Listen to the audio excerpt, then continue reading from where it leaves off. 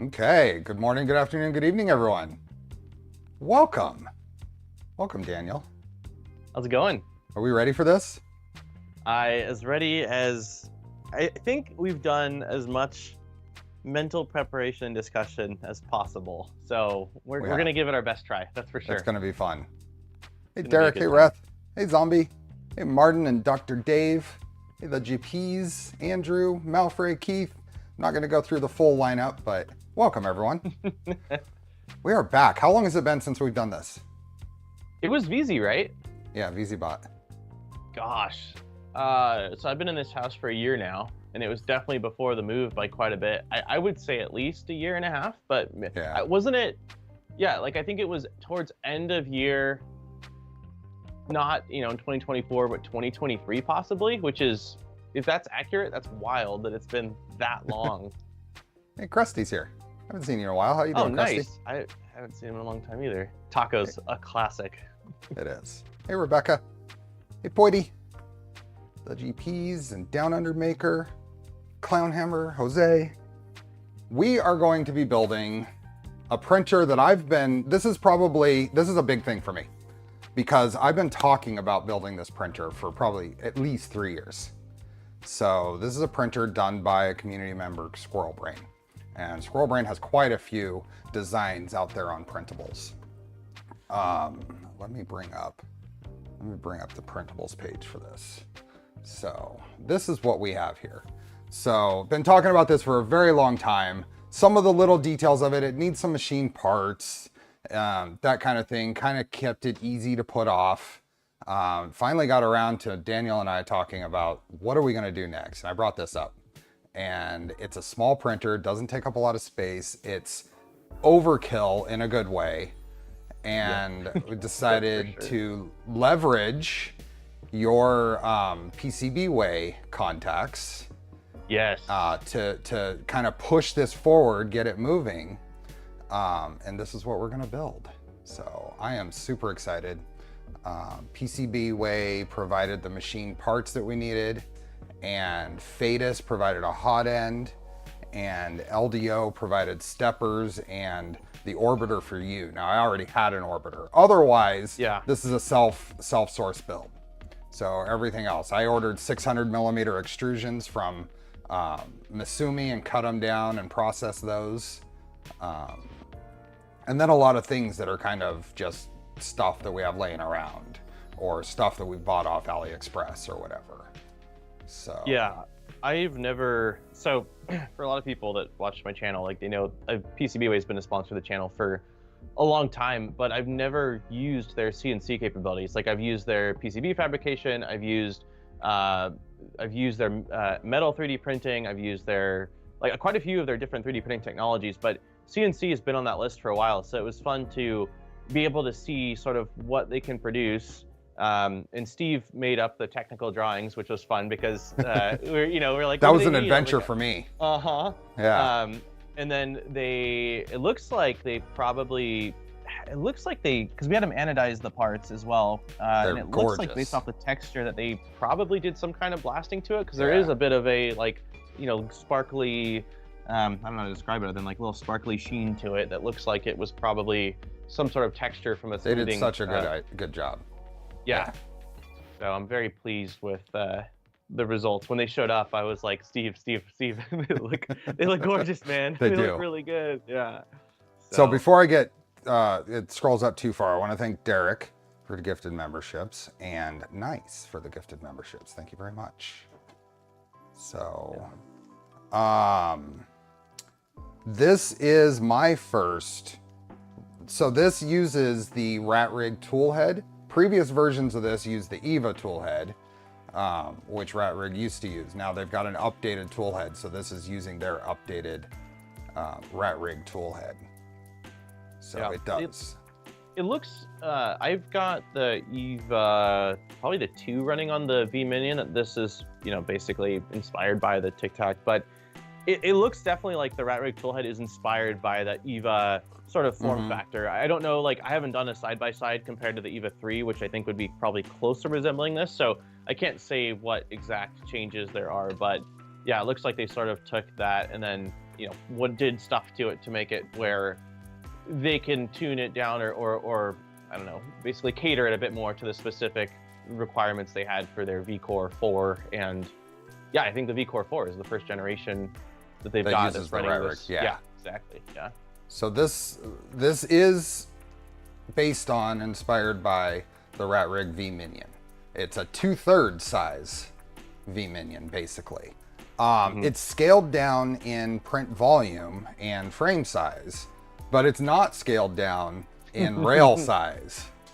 This uses MGN 15 for Y and Z. MGN 15, very short ones.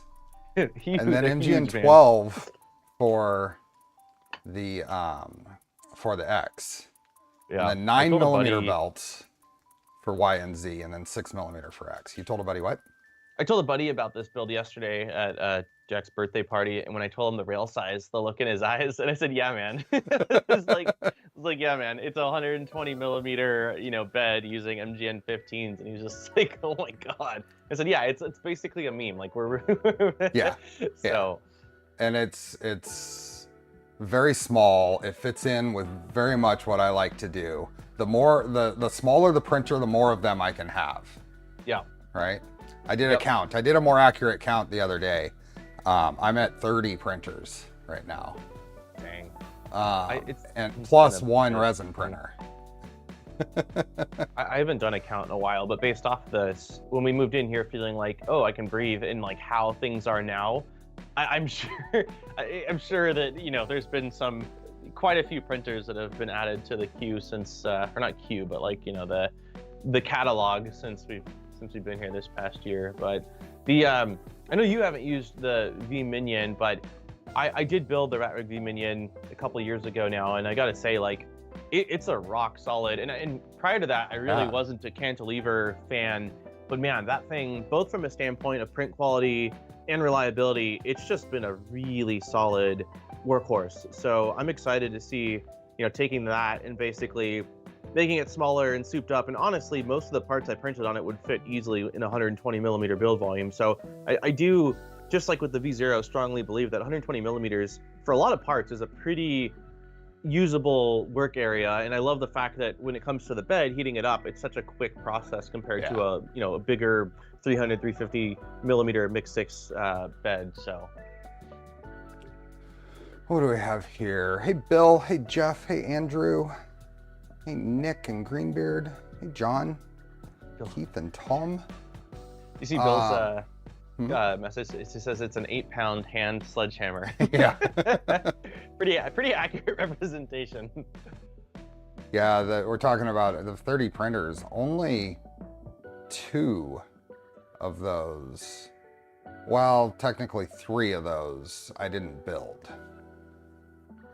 So yeah, that's impressive. I've got more. I've definitely got more than you of like retail printers, but quite a few.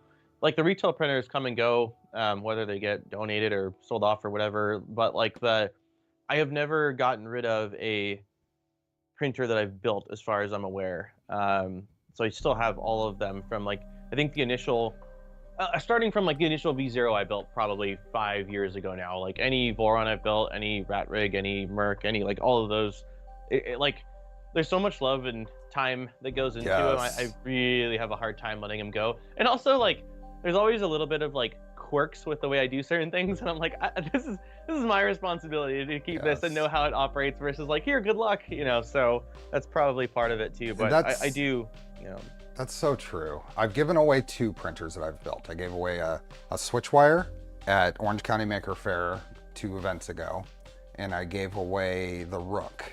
Now I don't think I'm not gonna hold myself to this, but I really don't think I'm going to give away a built printer again. Just because of the additional, at least to me, the responsibility and effort that goes into that. Yeah, because the Rook took so long for me to actually get out of here because I wanted it to be right. It's the Steve standard. It's the Steve standard. It's like, I feel like that should be in the like somehow in the 3D printing space, like an official badge. Like, you know, does this does this follow the Steve standard? Like, and it's you know, only a couple of units would have it because the Steve standard is high. So I know that with the Rook, because me and you talked a bit on and off when you were working on getting it dialed in, that like you put a lot of additional time and care into making sure that both the firmware and I think even was it a profile? I mean, you did a lot of stuff with that to feel like it was in a place where you could give it to someone and feel, you know, feel good about the place that it's in. So, yeah. So I've built 2 other V2s for somebody, but other than that, they've been here. The stuff that I have that were pre-built is I have a positron that came pre-built. I purchased the Magneto X, and then I have the Core 1. Those are the ones that I haven't built. So that's right. That's right. Because the Core 1 that you got, for the sake of getting one in, that was the only option was a pre-built at that time. Yeah. Yeah. Yeah. And you are planning on building. You are planning on building a kit, I believe, right? I ordered an upgrade kit. I'm not currently planning on building just a straight up kit because I figure I'm going to capture everything in a Mark 4S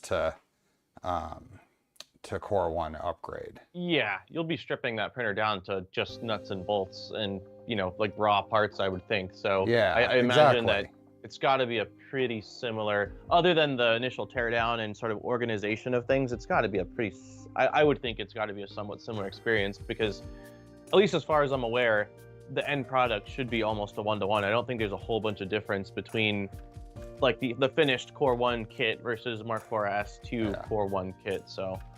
We got Squirrelbrain here. Hey, Squirrelbrain. Is he? Oh, nice. Yeah. Bringing the Squirrelbrain TicTac to fruition. We've got 3 Squirrelbrains here at least. Oh yeah. You, me, and Squirrelbrain. You got me streaming on a Sunday, man. No one's supposed to see Daniel on a Sunday, man. Usually I'm in my dungeon working on stuff, so. Yeah, you got me up drinking coffee and I know. and socializing, man. So it sounds like Squirrelbrain's going to be in and out, so I definitely want to thank him for the design here.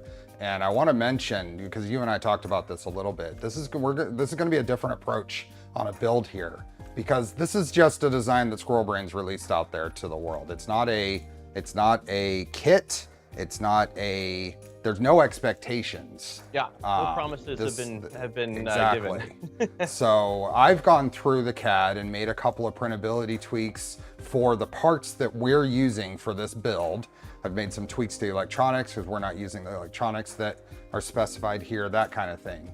But this is very much we may run into something where we have to make some tweaks midstream, that kind of stuff. But there is it's a different mindset.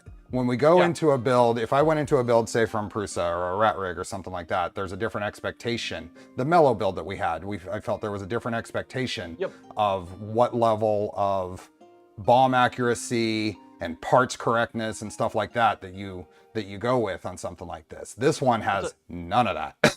Yeah, I mean, the other ones are all paid products. And also on top of that, I think that like if a project was released and there was like definitive things about it that was stated, but like with this, it's very much so like, here's this fun thing that I put together and that's really it. Like there's no like, it's been thoroughly tested with a bunch of people in the community. Like there's none of that. Like it's just, here's this fun thing that I made. And so that's our expectation is like, it's a fun thing. We're gonna do our best to get it built and working well, and we will pivot as needed based off of, if we run into this stuff. So that's really it. And I'd mentioned to you when we were talking about it, like the takeaway I would really like for people to have from this series is that it's okay to build things just because it's fun. Like it's like the form factor and everything and like the sourcing and all that, it's a lot for a small printer, but it's freaking sweet. And there's nothing wrong with doing things because it's just, you have an interest in it. So,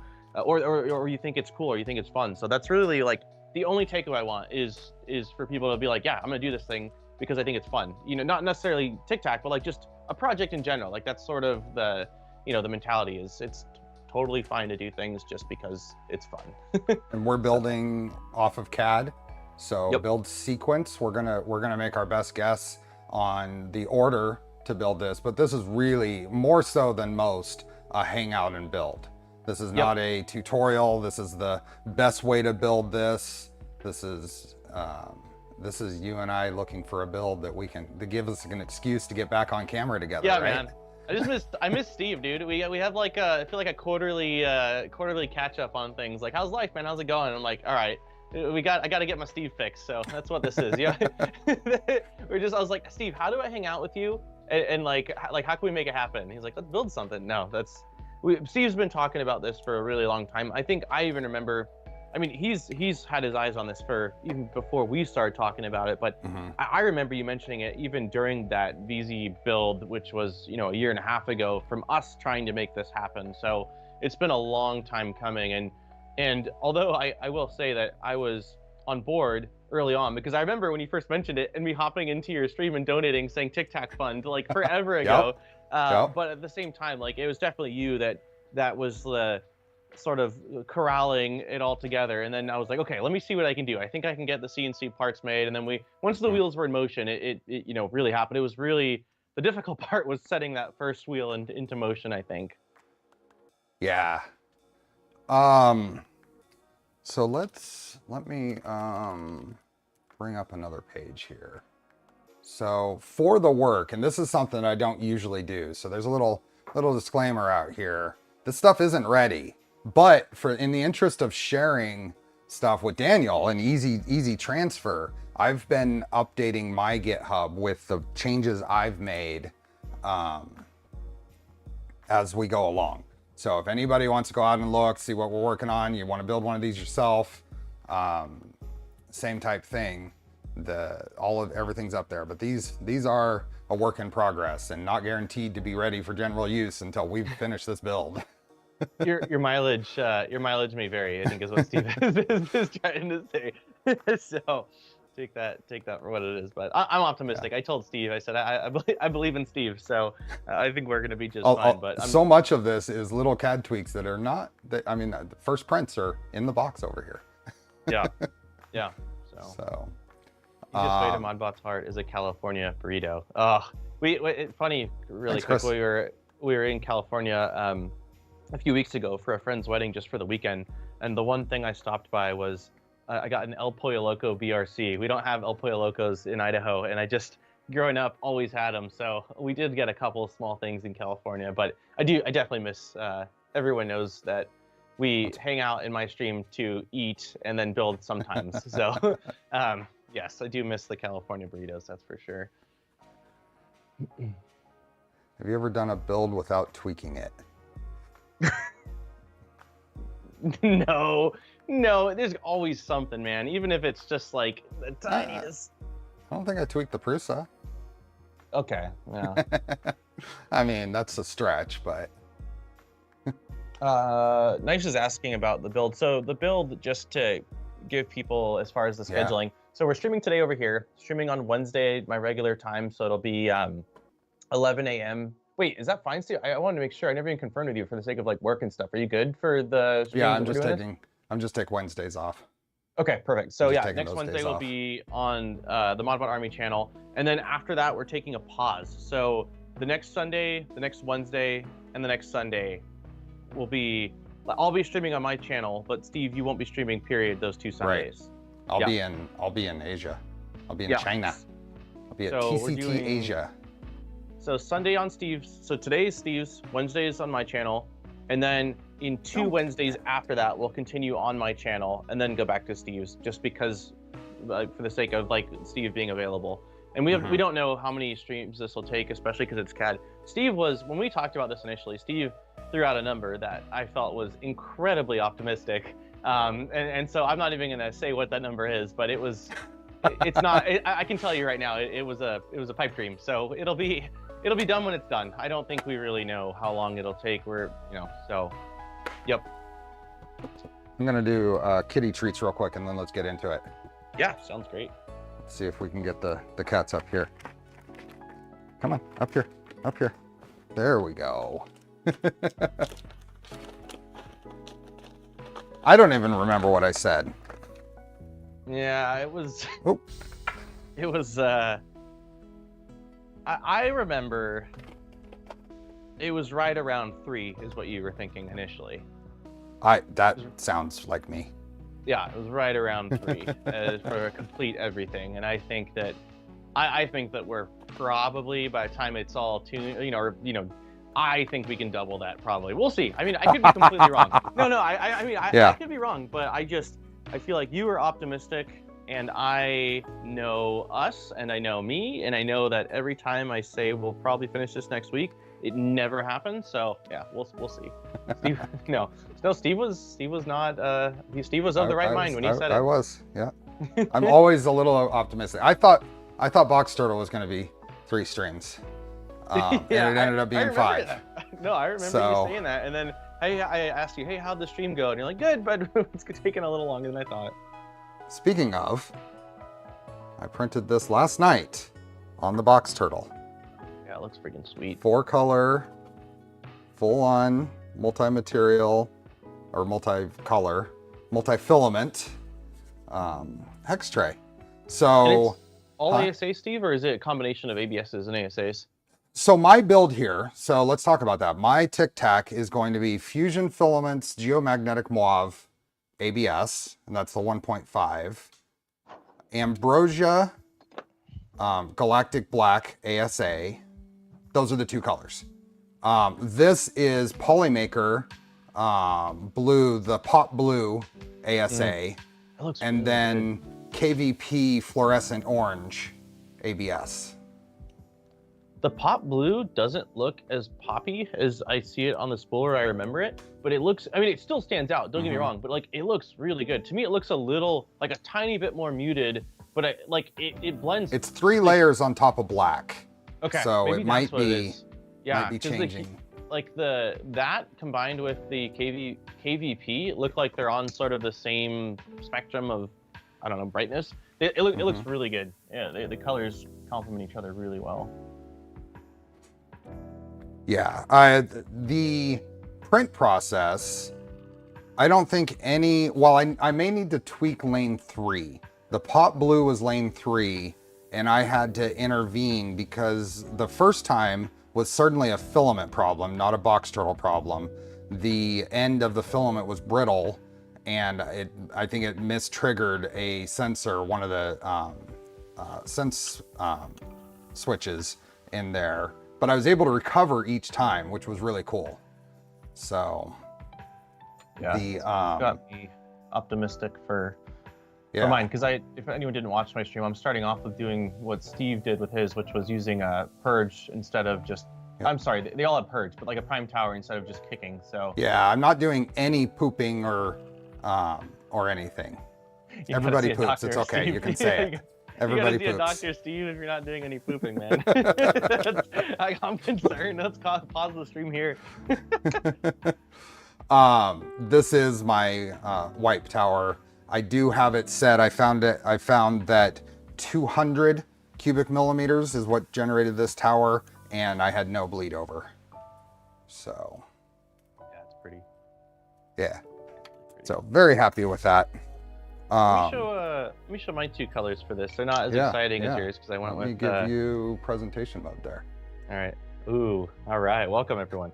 So I have a ton of Polymaker ABS and ASA, and I have a lot that are not like the Galaxy sparkly ones. I was like, you know what? I'm going to use some for this. So for the primary, I went with, this is Polymaker ASA. This is just their standard blue.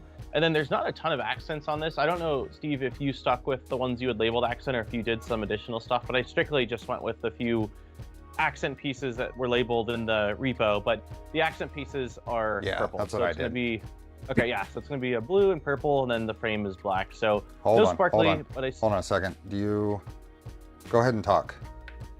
Hello, testing. Okay. Mic check. Everything should be good. I had someone, I'm sorry, I had someone in chat saying sound suddenly gone, but everything is outputting, so.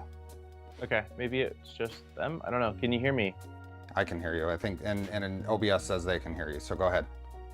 Okay, cool. Audio's good, yeah. So yeah, these are the colors I'm going with. It'll be primarily in blue, and then the couple little accent pieces will be in this purple, which I think will look nice. It just isn't as sparkly as Steve's or the recent builds I've done, but I'm still pretty excited to.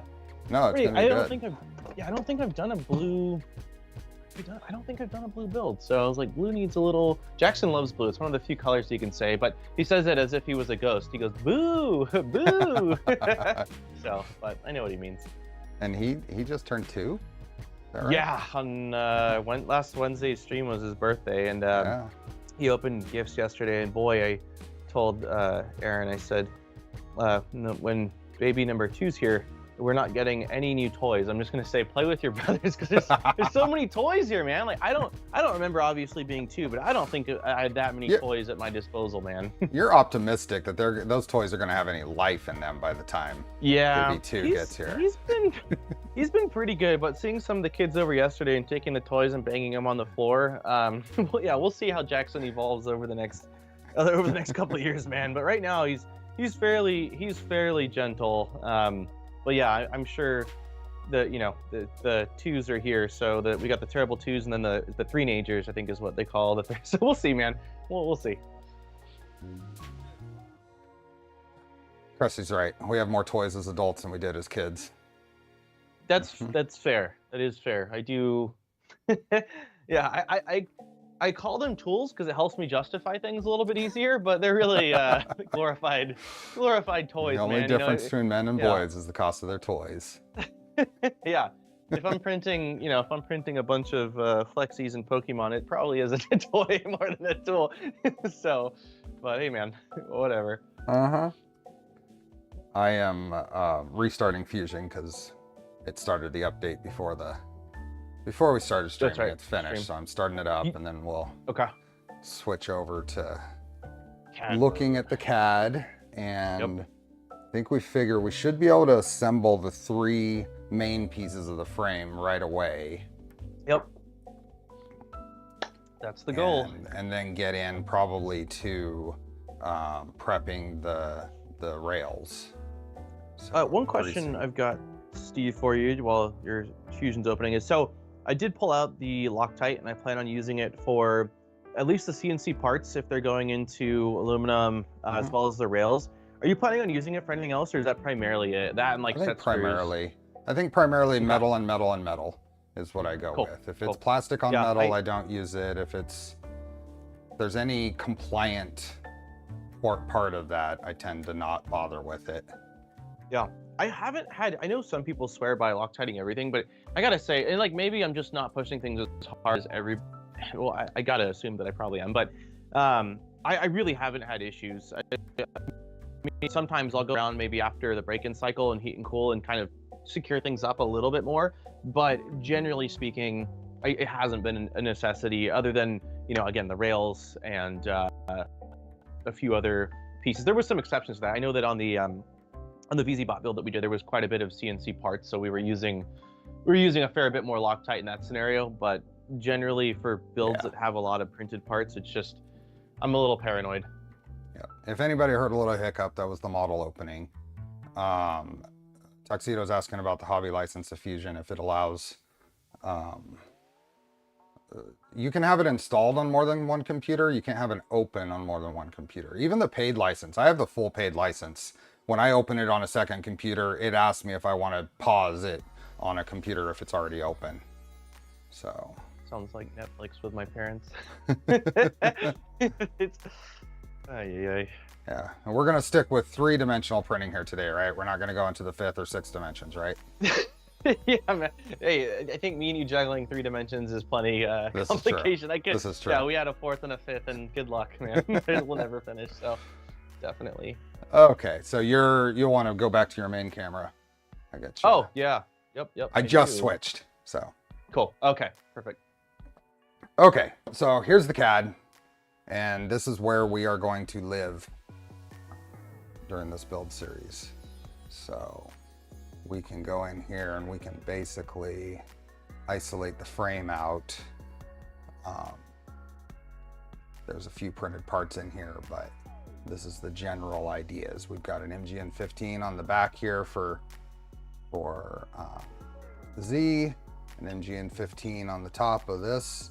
These are all 2040 extrusions, and then the X is a 2020. So yep. There is, so I did notice, so I want to, there is I think, and I included them for you, some T-nuts, a T-nut that we want to put in between these two bolts before we bolt this in. If I unisolate this and look, let's get rid of some of this stuff, some of these parts. There is a bolt right there. That flathead bolt goes in, and we won't be able to get, I don't know that there's enough space there for a regular roll in. So I included in your parts I sent you a T-nut that we can slide in there in between those two bolts as we're assembling this. I think that's the only one. I think that's the only spot we need to worry about making sure we get something in there before we bolt the frame together. Huh, I don't see the T. I laid out all the stuff that was sent over. Can I use an M5 square for there or no? Can I use an M5? This is a M5. I don't know if an M5 square would work, and we can double check to make sure that see if a regular roll-in will work, or you might be able to use a hammerhead in that spot. Yeah, it's weird. I don't see. I've got M5 nuts. I've got a bunch of roll-ins that I bought. I'm not seeing those M5s that you're talking about unless they're somewhere loose in here. I think so.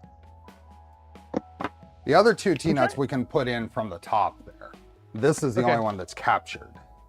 I'm trying to understand why. Oh, is it for the aluminum bracket that's going to basically bolt onto it after? It is holding. It's holding this piece, which is a lower pulley plate. That's a plastic piece. I know. That's a plastic piece. If I go to my CAD, that's holding this piece here. Okay. If I go to my CAD, is what like it looks like these are all. It looks like there's quite a few things that are going to be trapped. Let me give you. Okay. What's that? Using that frame, like the frame isolation. So it looks like these three down here are trapped. Right, but for most of these, I was just going to use spring roll-in T-nuts. Oh, the problem with that one is I think a roll-in T-nut is not going to line up. And I'm not seeing where on this frame is that part. That's the thing. I'm not seeing it. Is it you don't see it here because you isolated it.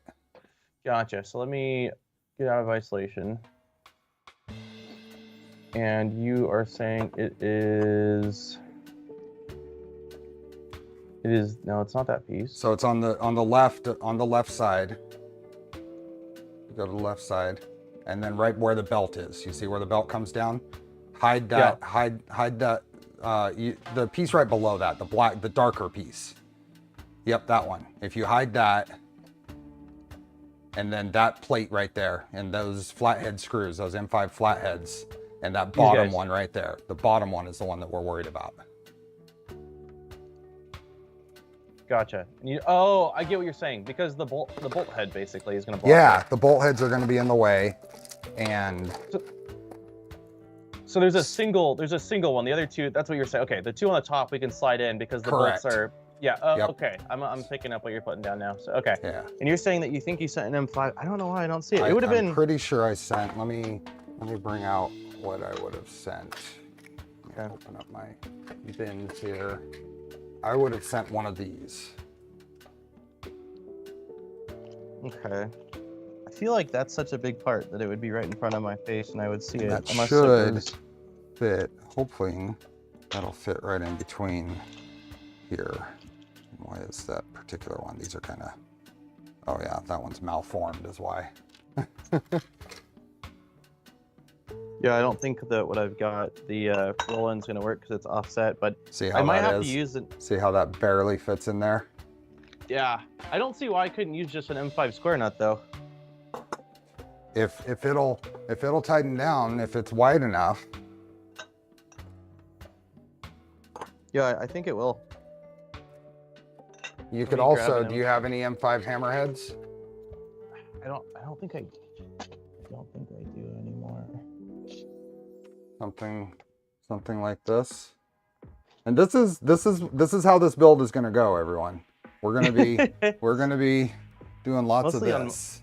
Mostly on my end, probably. But let me check one spot where it could be. I think I've got a tin of parts left over from Merc that could have it, but I probably just gonna try to do a square nut on this because I don't think I've got. I mean, I also have a M5 like just standard probably hex nut that might work, but I think that the square is gonna work. If it'll not spin. Yeah, let me try with the square just by hand to see once I tighten it down how it goes. These are the square nuts you sent me.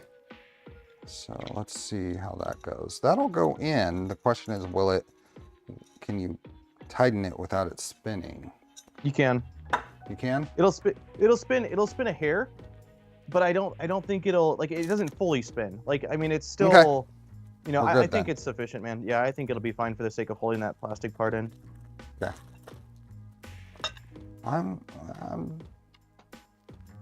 Wonder if I forgot that. Is it in with any, did you already separate out all the screws that I sent you? Yeah, everything that you sent should be laid out here in front of me, and it's, you know, bolts, shims, the pins. You sent me, it looks like some M3 square nuts, but yeah, I don't see it, based off the size of what you just held up, it being an M5. I should see it. I don't think it's this guy right here. You don't see one of those? I don't think it's here, man. Okay. We will try a square nut then. Okay. So I'm going to switch. You want to go back to your main screen? Yes. Yep. So I mean, first thing's basically going to be taking big M5 bolts and securing these three extrusions together, right? Since they're all, that's what it looks like to me. Yeah. Yeah. So I'm going to use my itty bitty surface plate here for my reference plate. What's the, I don't actually see in the CAD for the Z tower going into the smaller extrusion. Yeah, I noticed that. Do you know what bolt size or like what? Yep, I'm about to measure it. Okay, cool. We need, there's socket heads. Yep. We need 45mm socket heads. Okay, this might be it right here. Yeah, you like that, Dr. Dave? I got this one ages ago off of Amazon, but then I bought a bigger 18 by 14 inch one. It's a little overkill for this. You should have milled all the parts on your Milos. And we thought about that. It just became, it became what was holding up the build is the bottom line. My Milo still needs a board swap. So I've got, hopefully, I don't know if I'll end up doing a stream of it or if I'll just do it myself. And then I do have the Big Tree Tech board that was released. But I did see a post recently. There were some issues with some, so I have to see whether my version has the issue that was discovered. So we'll see. Squirrelbrain is saying we should be able to get away with a roll-in if you point it down. But the problem is a roll-in does not center on that piece, and that's pretty much the. I don't think a roll-in's gonna work. I think you need to use the square nut. I tried staging it and it didn't look like it was gonna work, so.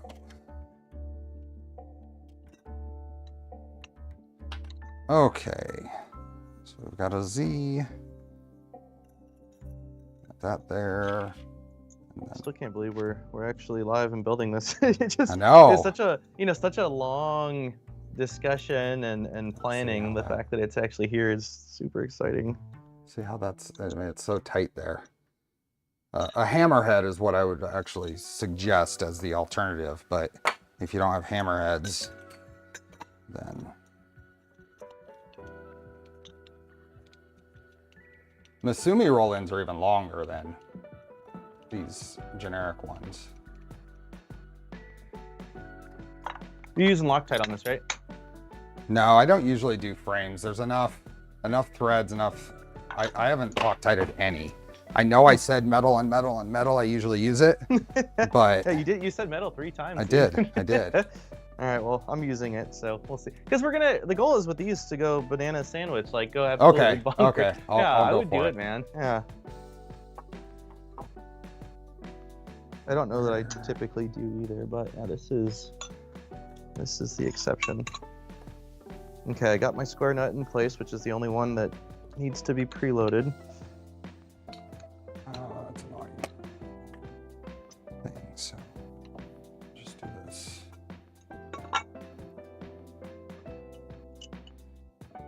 And then I'll measure it. It's not, I was just looking to see on the Y extrusion whether the holes were centered, but they're not. It looks like... They're not. Yeah, it looks like the wider area Peak is screws. the back. Looks like it's like this. Let me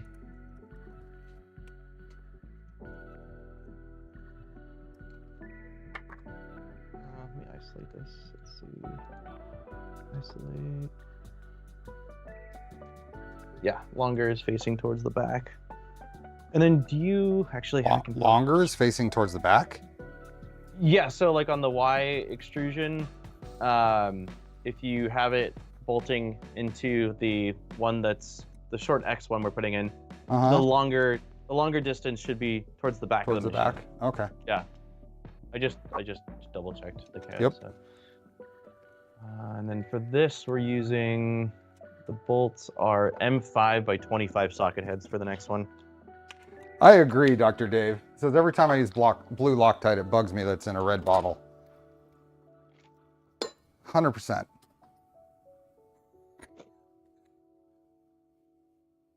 Well, I've only got purple, so. Purple Loctite? Which, yeah, that's all I've ever used. What color I know bottle it's is it not in? as good. It's in a red bottle as well, so it doesn't Okay. match. But at least it's closer. It's like the cousin of red. No worries, Squirrelbrain. Like we said, I don't know if you heard earlier, this is very much the expectations for a build like this are very different from what we normally do. So there is zero expectations on your part. This is appreciate you releasing a design. We decided to build it and we're gonna go with it. Yep.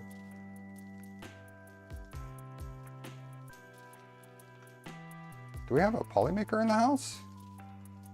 Someone just A tagged Polymaker? Polymaker. Oh. Oh, there we are. Is this who is this from Polymaker? Is it Nick or Joel or who else? Hey, Killa. Welcome. Hey, Killer Prince. Post in the chat how far I've gotten. Let me bring up.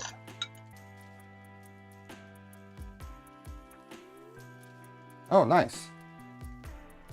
What yellow is that, Dom? Joel. Awesome. Okay, so you said the longer side goes to the back. Yes. I'm confident in that. You're double checking? Oh, no.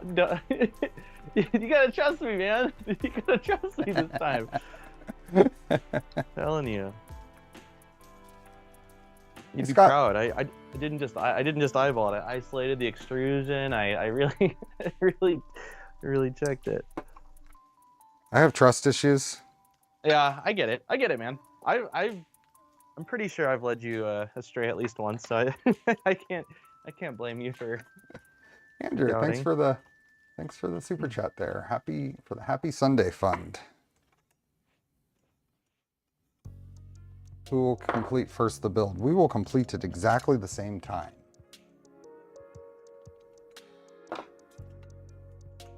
It's so cute, dude. Even just the frame together, and it's because it's so small and because it just bolts together like this. Like it already feels like we've made good progress. I realize it's 4 bolts, man. I realize we're not very far, but it's still like this is the foundation of it. While normally on building out of Voron, it takes a lot a bit longer before you start to see it kind of form together. So. So sweet. Abrica, thanks for the gifted memberships. Okay, I want to see with these just bolted down how accurate the measurement is on this frame. It is right at 75 millimeters, and I bet you that's where it should be, since that's right on the number. These are the strangest looking Prusa minis.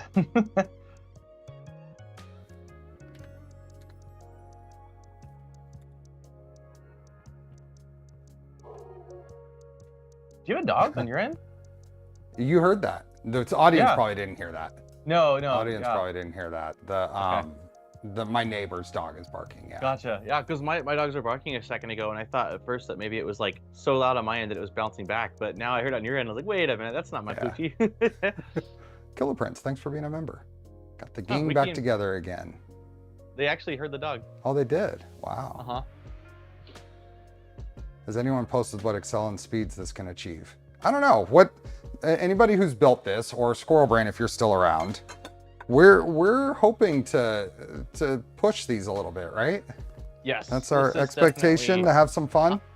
I'm normally like a slow and steady wins the race. Like I'll do some levels of stuff, but like usually pretty mild. But with this, man, it's so small, it's so rigid. It's running a Rapido V2 high flow. Like we have to see what we can get out of it. Do you know, Steve, if the if the Toolhead board we're installing on this has an ADXL? I have to think it does. It does. It does. Okay, cool. Yeah. We'll still have to So figure let's- out something for the bed, I suppose, to run input shaping on that. But Liz, thanks for being a member. That's 2 of my faves.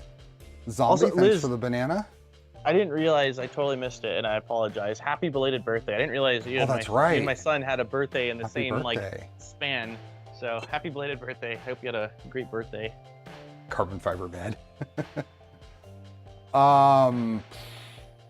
That's the other thing. We're using LDO V0 beds. V0 beds. Now, LDO provided it. I've had mine for a very long time, and they sent you one for this build. Right? Yep, yeah. LDO sent for me the orbiter, the V0 bed, and then both of us got motors from LDO. So yeah, I didn't have nearly as much. Steve's got quite the catalog of Steve. We did some swapping out of things like that I got in and that he got in, and I gotta say that the shipment I received from Steve had much more quantity ingoing than outgoing to Steve. So I don't Steve have not merch, have merch yet. I need merch. we were just talking about this. No. We're just talking about. I'm gonna make it. I'm gonna say what I said. I told Steve. I said I need a damn Steve shirt, and he said I'm gonna make a Steve shirt. I probably won't say that. And I said, you know what? If you take long enough, I'm just gonna make a shirt. This is my damn Steve shirt. So you still have the Lurge. I don't know if I do. 3D printing guy. I might. If I do, it'd be in the garage. If I do on the rack, I have to double check. I can't remember if that's one I tore down or donated. I'm not entirely sure. Nappin says I want that shirt. Are you doing rails? Is that what's going on? Yep, I think we're gonna. Okay. We need to get some rails on this guy. So Sounds Let's- good. Let me get some paper towels. And I did mention to Steve that while Steve is doing the rails Steve's way by taking them off and greasing the balls, after dropping so many balls, I am just going to brute force grease in with my grease pump gun. So you will not be waiting for me this time on the grease, which I'm happy about because on the VZBot build is when the meme about my thumb started. So is it too big of thumbs or too small of thumbs? too small was what you said. Too small is what you said. Because the ball kept popping out. I was like, you really got to put your thumb in there. Do you have small thumbs? I was like, no, man. Look at these guys. Hey, Timor. Nope. Hey, buddy. Hey, my wife Ginormous. Jackie says hi. Madeline, tell Jackie I said hi. So I said happy Sunday.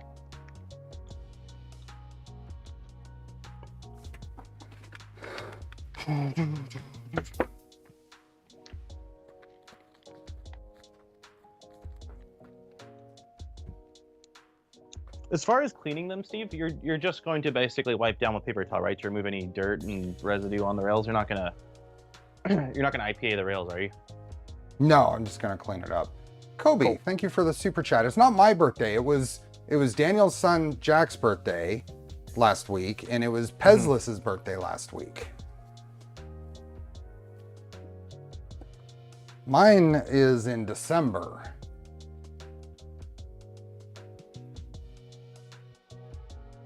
Structural. I mean, shoot, I'm kidding.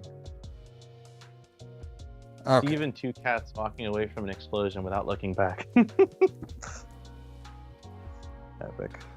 So the rails came from CNA on AliExpress. We ordered them. I did request medium preload. So hopefully we got medium preload.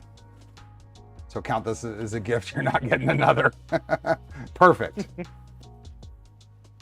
It's December 6th. You didn't, I know that you did the extrusions from assuming cut them down, but the rails you got to, you ordered them, so you got Correct. them to size, right? You didn't, Correct. Yeah, okay. Yeah. There's definitely a little bit of stuff coming off. I mean, not tons, but it feels like they're lightly greased. There's definitely some grease, but I've gotten some rails where, you know, there's a lot of shipping oil or grease or whatever they put on it.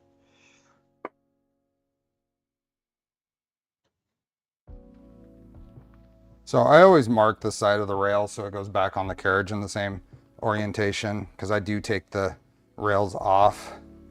Yeah, you got me doing that when I was doing that, Steve. I was like, dude, the VZ build with you changed the game for me, man. Everything after that was different. I'm like marking my rails. There's quite a few. I can't remember all the things. Remember, there's definitely quite a few things. Like, yeah, it definitely left a lasting mark on my. You know, looking at something like, like, you know, what would Steve do in this situation? You know, but something that's gone over time and doing these build series and stuff is the message I really try to put out there is these aren't necessarily about the destination. That's right. It's about paying attention to the details.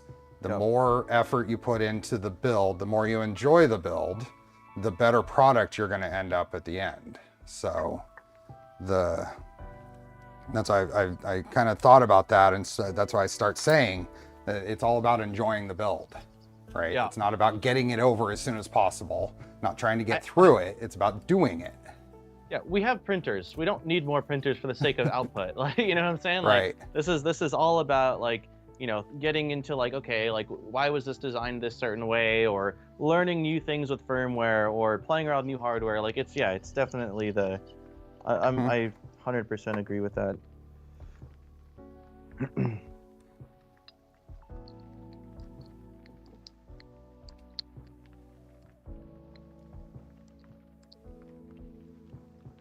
I think I might have used all of my grease.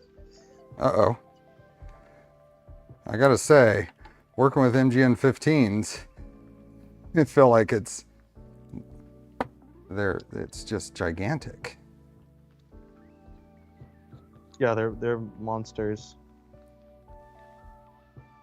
Okay, so someone showed. Oh, that's right. You have to press on the bottom. So maybe that's what it is. I just need to press on the bottom of this grease gun to force the grease higher up. Still kind of new to this thing. Do you have one of these guys? Yeah. Yep. You have to press on the. Oh, really? Yeah. So I usually once you get started, it's fine. It should. It's been Oh, fine, you haven't used it. Well, I have, but it's been a long time, and I'm wondering if it's just gotten to the point. Let me see if I do this now. This one also, these at least the 15s look like they have proper ports. You might be able to put it towards the end and inject it this way. You see this? Great. I didn't. I didn't. Try that instead of going through one of the holes. Yeah, you make me happier. I aim to please, Steve. All right, let's see. Where's the hole? There it is. Related to the Trident you worked on recently with the Revo, do you remember which heater core you have on that Trident, which nozzle size and flow type? Are you talking about the gray one that I worked on? Because that wasn't Revo. I haven't worked on a Trident on stream in quite a while besides that gray one. So that was a Rapido.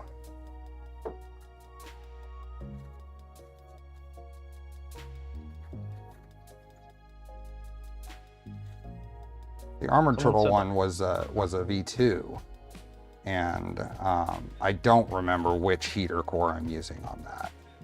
Probably a 60 watt, but I'm not sure.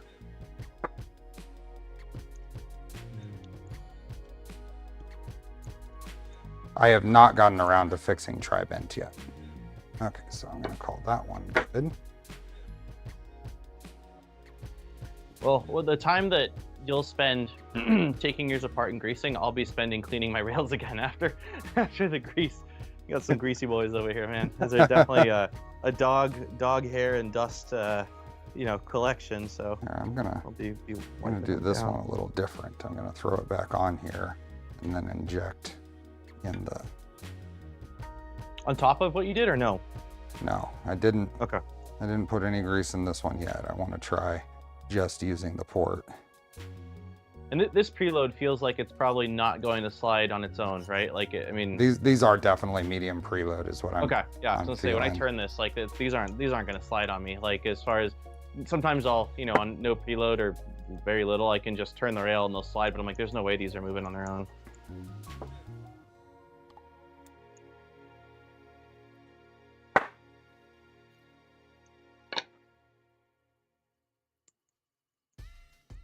Cat hair adds preload. Why Do did the the back cat of the shed rails have much a and does groove it? in them? Why do the back of the I don't rail? know. Some do, some don't. It's probably, I would guess, probably a manufacturing process thing. Probably helps in some part of the manufacturing process, and that definitely got plenty of grease in there. So, done.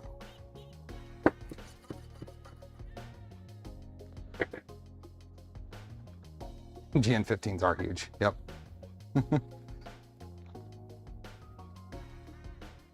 What are MGN15s used on any Voron at all? They're not, are they? They're not. Yeah, I was gonna say this looks. It's what MGN 12s and 9s, right? Correct. For like the larger ones, and then the V0 is MGN 7. Seven. Okay. Yep. I'm just using EP2 here. Yeah, same as me. This stuff, the tub. Yes, exactly.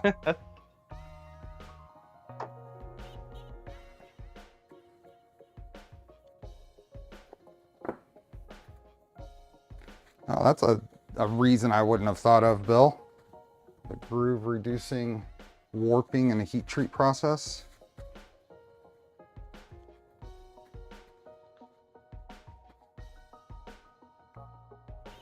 So most of us have these little grease guns because of Alan Mandick. Yep. He showed this off on a build a while back, and suddenly with we me all on the bought Milo. them. Oh, it was?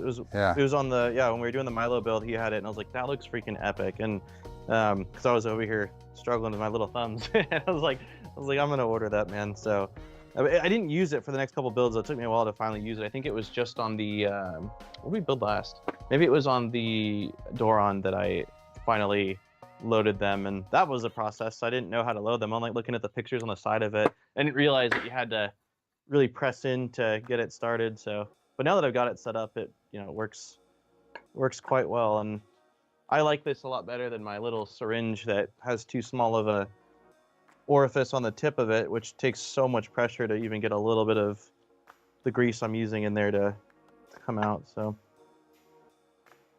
Okay. I am good. okay, still wiping up my mess, but I'm just about there as well.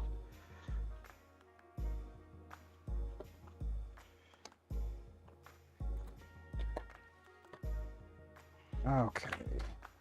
And we have some little tools I made for rail alignment tools. I don't think we want to align them yet, though, because we want the printed parts to basically, they're not centered or anything like that. So we need the printed parts to sort of put them in place, and then. We can measure it in CAD. But why? It seems like an unnecessary step. It looks like they're perfectly pushed in place by the 3D printed parts.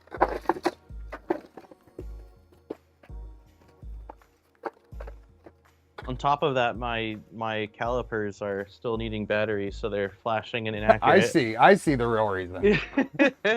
Yeah, I see. It threw me off on I think it was on the box turtle when I've seen them flash before. I think you were the one that told me it usually means low battery, but I didn't realize that it's actually resetting every time it flashes. And so I measured. Oh, really? And I was like, cool, this is I was like, oh, this is exactly 30 mil. I cut it, and I'm like, wait a minute, this is way off. And then I realized if I open it really quickly, it just skips. Like there's no registration that I've moved the calipers. So yeah, it's dangerous right now.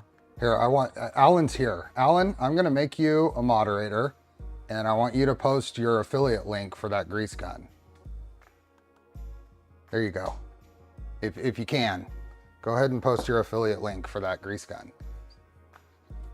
So this is an Amazon affiliate link for anybody.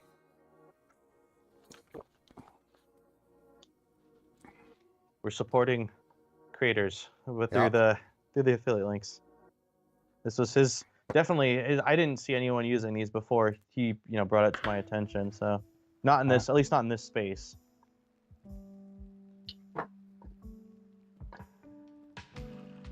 Okay.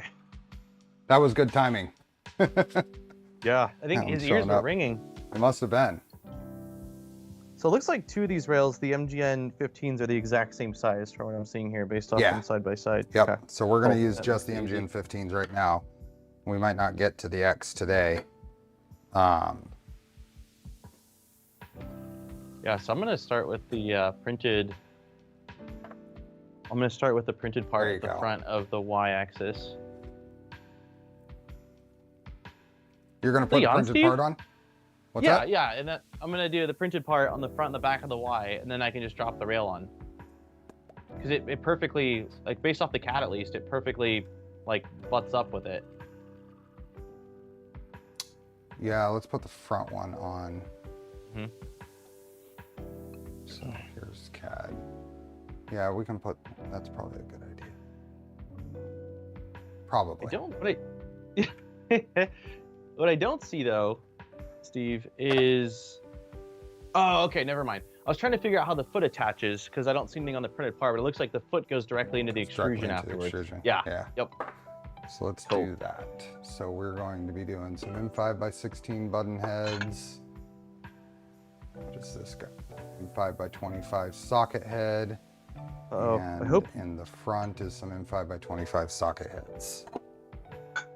your piece fits on because mine. Oh no, it's going. What, is it tight? It's tight. It's definitely tight. It goes on. Mine went on. Okay. Does Curious not to come see with when- grease. Yeah. Curious to see when I clamp this down how it That- does.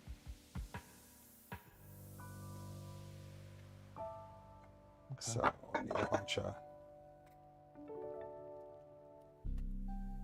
The vendor is going to wonder what happened to cause a sales spike. We do that often, don't we?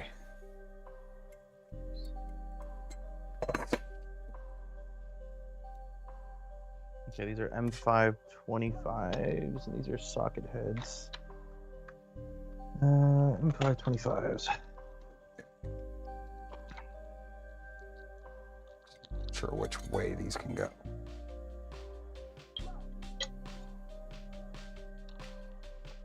That.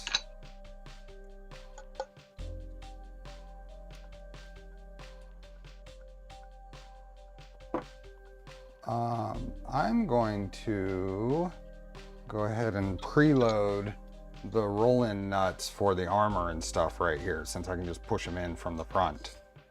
Okay. I'm just gonna. Well, hopefully they're dropping them in. It's not too bad, but That's the probably concern I have, is if this way I don't have to worry about it. yeah. I have a hairline gap between the printed part and the extrusion. A hairline gap from, how is that? It doesn't go straight up against the extrusion? No, there's a. I mean, it's really Like let me this? see if I hold- Yeah, exactly. Yeah. How is there a gap? I don't know.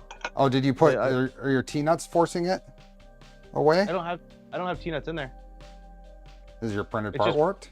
It's just my printed part. It's not. I mean, I don't see how it could be warped in that direction. From the bottom, it's perfectly flat. So I don't know. No, It's a hairline gap. I mean, it's small. It's probably not even Huh. a millimeter, but I'm going That's to. These cheap, look at this rolling nut I've got here. Look at the chamfer on that buddy. It is Beautiful. using up all the threads. That is not normal. This is something to pay attention to whenever you're doing a build. Look at the difference between the chamfer on these two rolling nuts. This one is going in the round file. I think the extrusion end is cut square. Steve cut them, and I'm just gonna say like Steve Steved them, so he would have checked that they were square. I Steved them. Yeah, it's probably my printed part. I wouldn't doubt it. I wouldn't doubt it. I'd rather I won't accuse Steve's cutting. I'm gonna say it's my printed part. But yeah, it's real minor. I don't anticipate. I mean, it's probably a fraction of a. I don't think it's even a full millimeter. I mean, I have to really hold it up at the perfect angle to get any light to shine through, but it's a teeny tiny bit.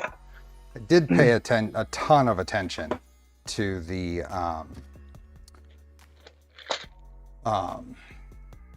squareness. Oh shoot, I did that wrong. I gotta redo this. I messed up on mine and got a little chatter when I was doing the counter bores here, and I realized I need to flip this around so it's the hidden side. I appreciate you sending me the Sent you the nicer ones, better yeah. one, Steve. Yeah, it's very. I thought very about it. thoughtful. I thought about it for a little bit. Did you hear like I could see the devil and the angel? Just send it. You know. Just send it. You're doing him a favor already. All right. That means I gotta redo those. Eclipse, thanks for the gifted memberships. We got almost 350 people here. That's awesome. Need to get up to that, at least that 50% like ratio. Oh, let me do my part. One sec. Do your part. Do my part. There we go. All right, one more.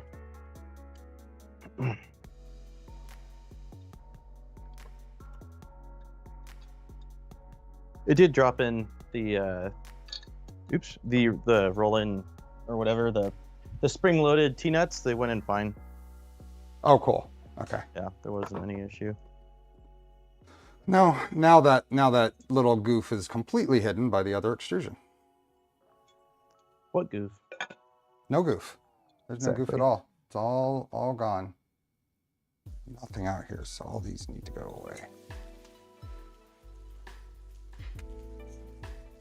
I guess instead of spending time preloading these, I'll just put them in as we need them as well.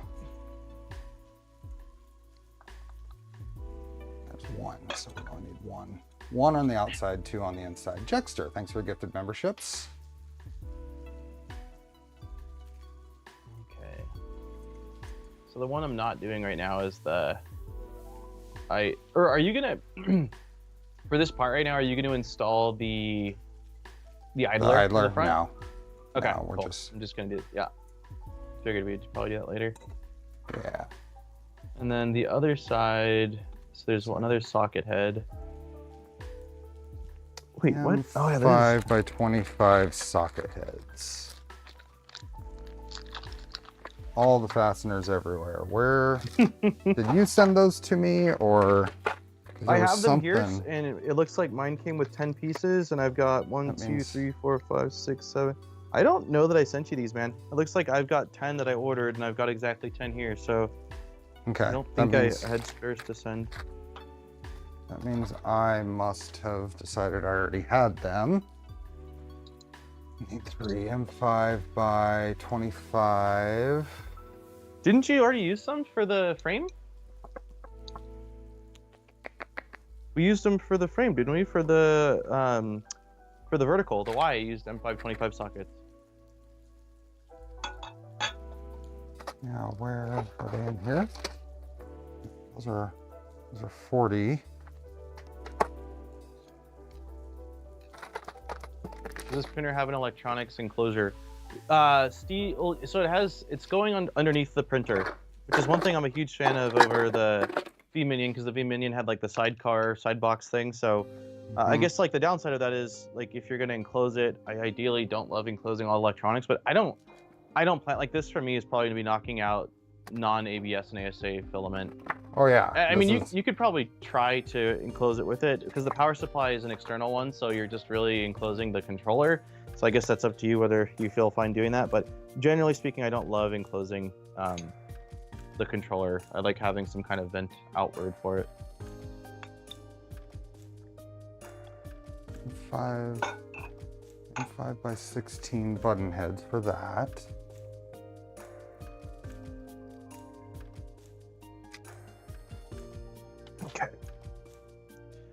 that a combined maker, coin, and tray? No, it's just my logo. It just happens that that's the same logo I use on a maker chip, and it's make a chip, but.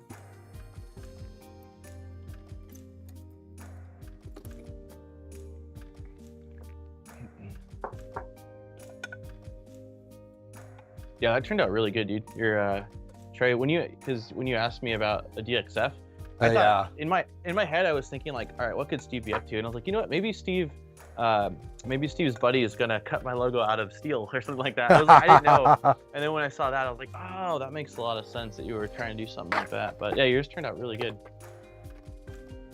I am a little annoyed. I don't know where the M5x25 socket heads are. I can get away with some M5x30s for this. I mean, they couldn't have gone far, Steve, because you did use them already today.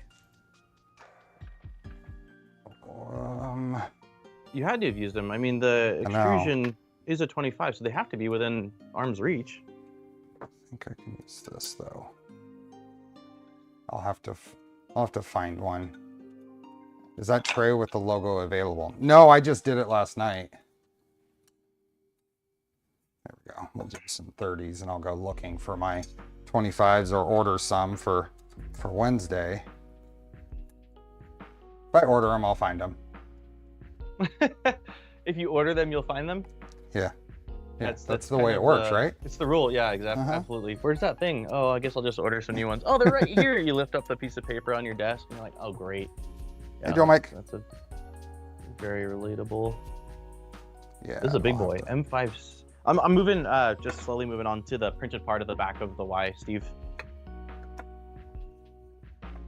You're putting the back of the Y. Let's put the rail on, then put the back of the Y. Because the rail just goes up to here, right? Yeah, that's fine. Yeah, we can do that. Yeah. Oh, and then it's just basically flush on the back. Oh, is it? Cool. Nice. Yeah. So that was our indicator. So it ends up just being flush on the back. Mine's not perfectly flush, Steve. Well, I mean, you can push it back. A little gap in front is okay. Yeah. A little gap in either side is fine. Yep. Not gonna hurt. Not gonna hurt anything. Okay, this is 1, 2, 3, so 4. I asked for the DXF from Daniel because I was going to put our logos here, but the DXF was having issues in Fusion. So since I was doing this last night. I sent you a bunk DXF is what you're saying. No, I blame Fusion, but. Okay, how many of these do we got here? I'm going to populate every hole. Yeah, on I am these. too. I was thinking it's only 5. I was thinking it already crossed my mind. These ones I'm having a harder time dropping rolling in for some reason. No, roll-in's fine, but the drop in, like if I go from the top, they're geez, the dogs are going crazy. I don't know. Do you have a filter on me for OBS? Yes, it should be filtering. Cool. Okay. Let me make sure. Sorry about the poochies, everyone. If you can hear them. There's noise suppression on. Cool. Got angry dogs this morning. They were really good yesterday for the party, so that's why they're like, you're gonna pay for it today. They were really, really good yesterday. A little. Get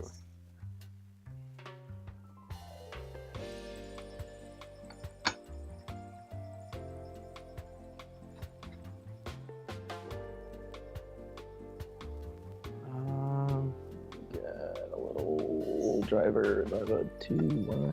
What do? And then these are in 3x10s for the socket head. Okay. Put the rail on.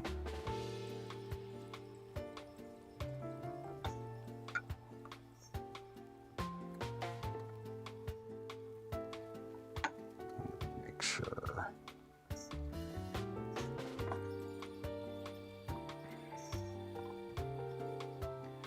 Okay, M310 socket heads is what Nope, you said. M38. M38. M38s, all right. Nope. I grabbed a 12. Hold on.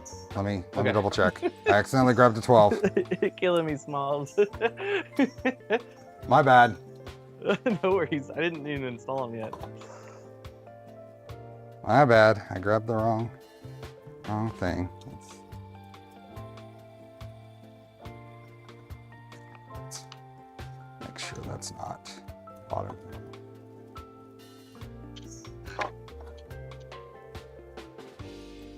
Yeah, and 310. Cool. You're Loctiting these. I don't usually. Steve. It's kind of weird. Do it Huh? for this one. I don't actually. I don't actually. Oh, shoot. You said that. I'm quoting Steve. Metal on Metal metal on on metal. metal. Metal on metal Dude, on metal. Say it 3 times for good luck. But they're Metal on springy. whatever, man. Metal on metal on metal. Do it for me. Do it for me this time, even if it doesn't do anything. All right, thank you. Thank you. I really appreciate it. But that means. Hold on a second. I need to wash this out. I don't want to be applying Loctite constantly straight from the bottle, so I'm getting a little cap at all. Gotcha. I just use a hardware baggie. I don't know, maybe the blue's runnier, but the hardware baggie works pretty well for me.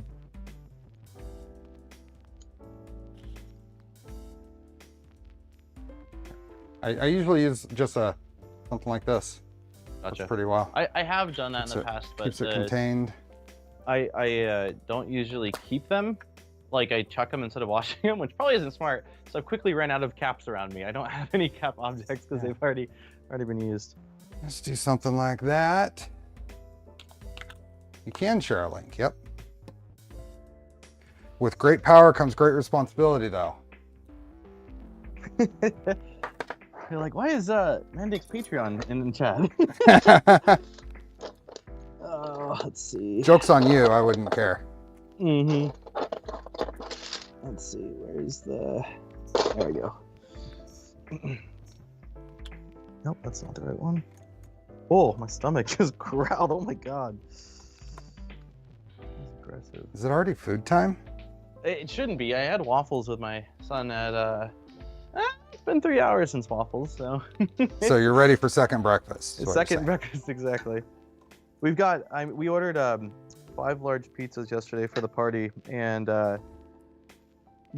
2 groups, wait, 1, 2, 3 families didn't show up because of 2 for sick kids and 1 just didn't work out. So I've got probably 2.5 pizzas left over in the fridge, man. Oh boy. So yeah, so today is This pizza, tomorrow's pizza until the pizza's no longer good. What are you guys doing? What are you doing? Oh, okay, well you found something. Hold on a second. Let me figure out what Oscar's found here.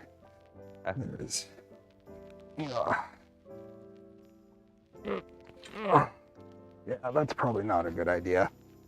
The bag. Oh, it's a mellow Toolhead board bag. It's got a little MOSFET in there and a bunch of jumpers. Oh no. Can you eat pizza while doing this build? I would say so. Unless Steve says no pizza for Dan, I'll absolutely munch on a slice of pizza. Steve, you have any you're objections? 100%. You're If you want to warm up a slice or two, hon, I'll absolutely eat some za. It's very on brand. So I don't. Someone's mentioning using Loctite stick, and I love Loctite stick. I have some. I had a Loctite stick that lasted me like 10 years.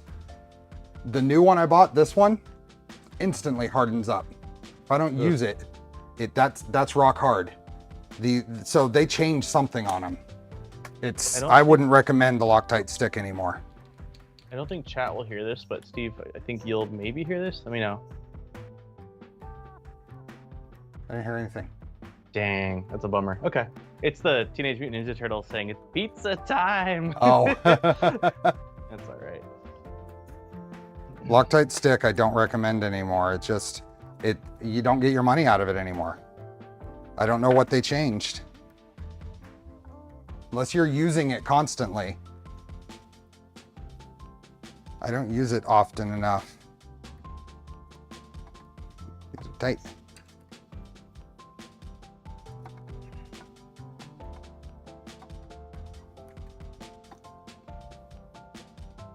Okay. Nice and tight. Pizza is always good even after a week. I disagree. I disagree after a week, but I'm good for at least a couple days. Just nuke it, or I like toaster ovening. I like using the oven to rewarm pizza because I think it tastes better, but nuking it's fine too. Okay, big boy is on. Man, this is a big rail. it's like No. it's such a weird, like, because it's like, oh, it's so cute, but it's also so swole. So buff. This is a dinky printer. That's the point. What's the Loctite number I'm using? Well, right now this is blue, so this is Loctite 243. This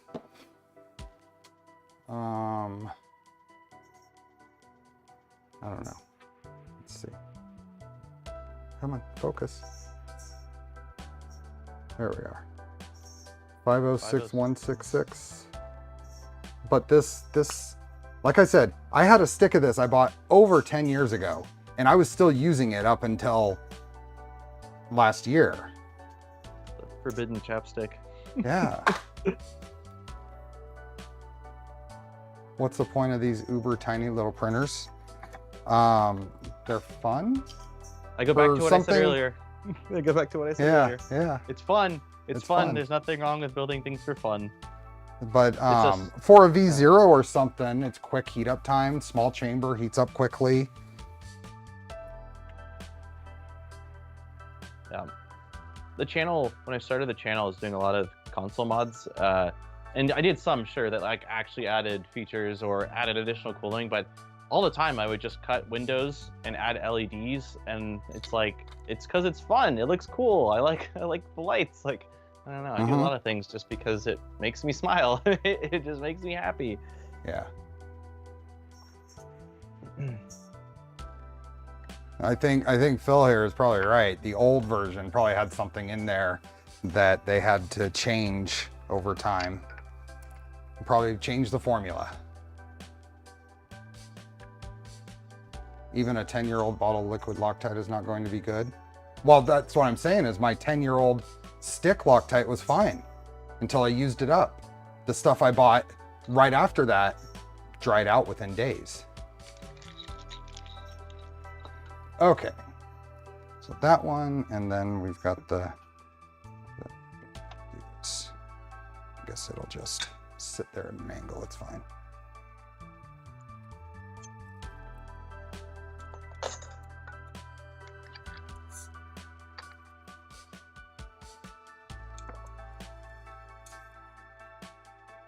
I thought the purpose of tiny printers was to print with them. Wow.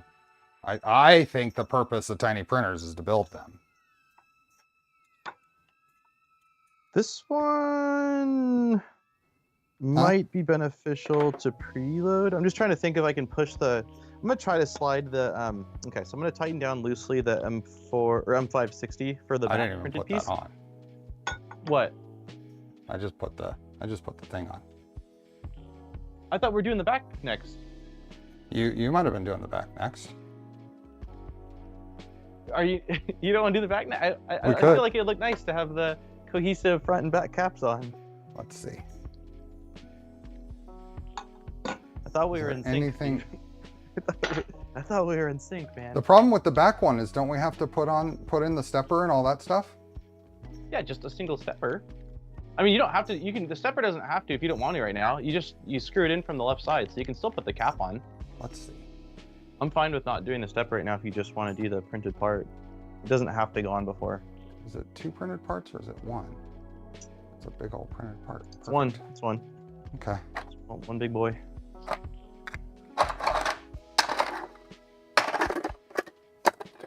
Where is that big boy? I don't know. It's pretty big. If you don't see it, that's not a good sign, Steve.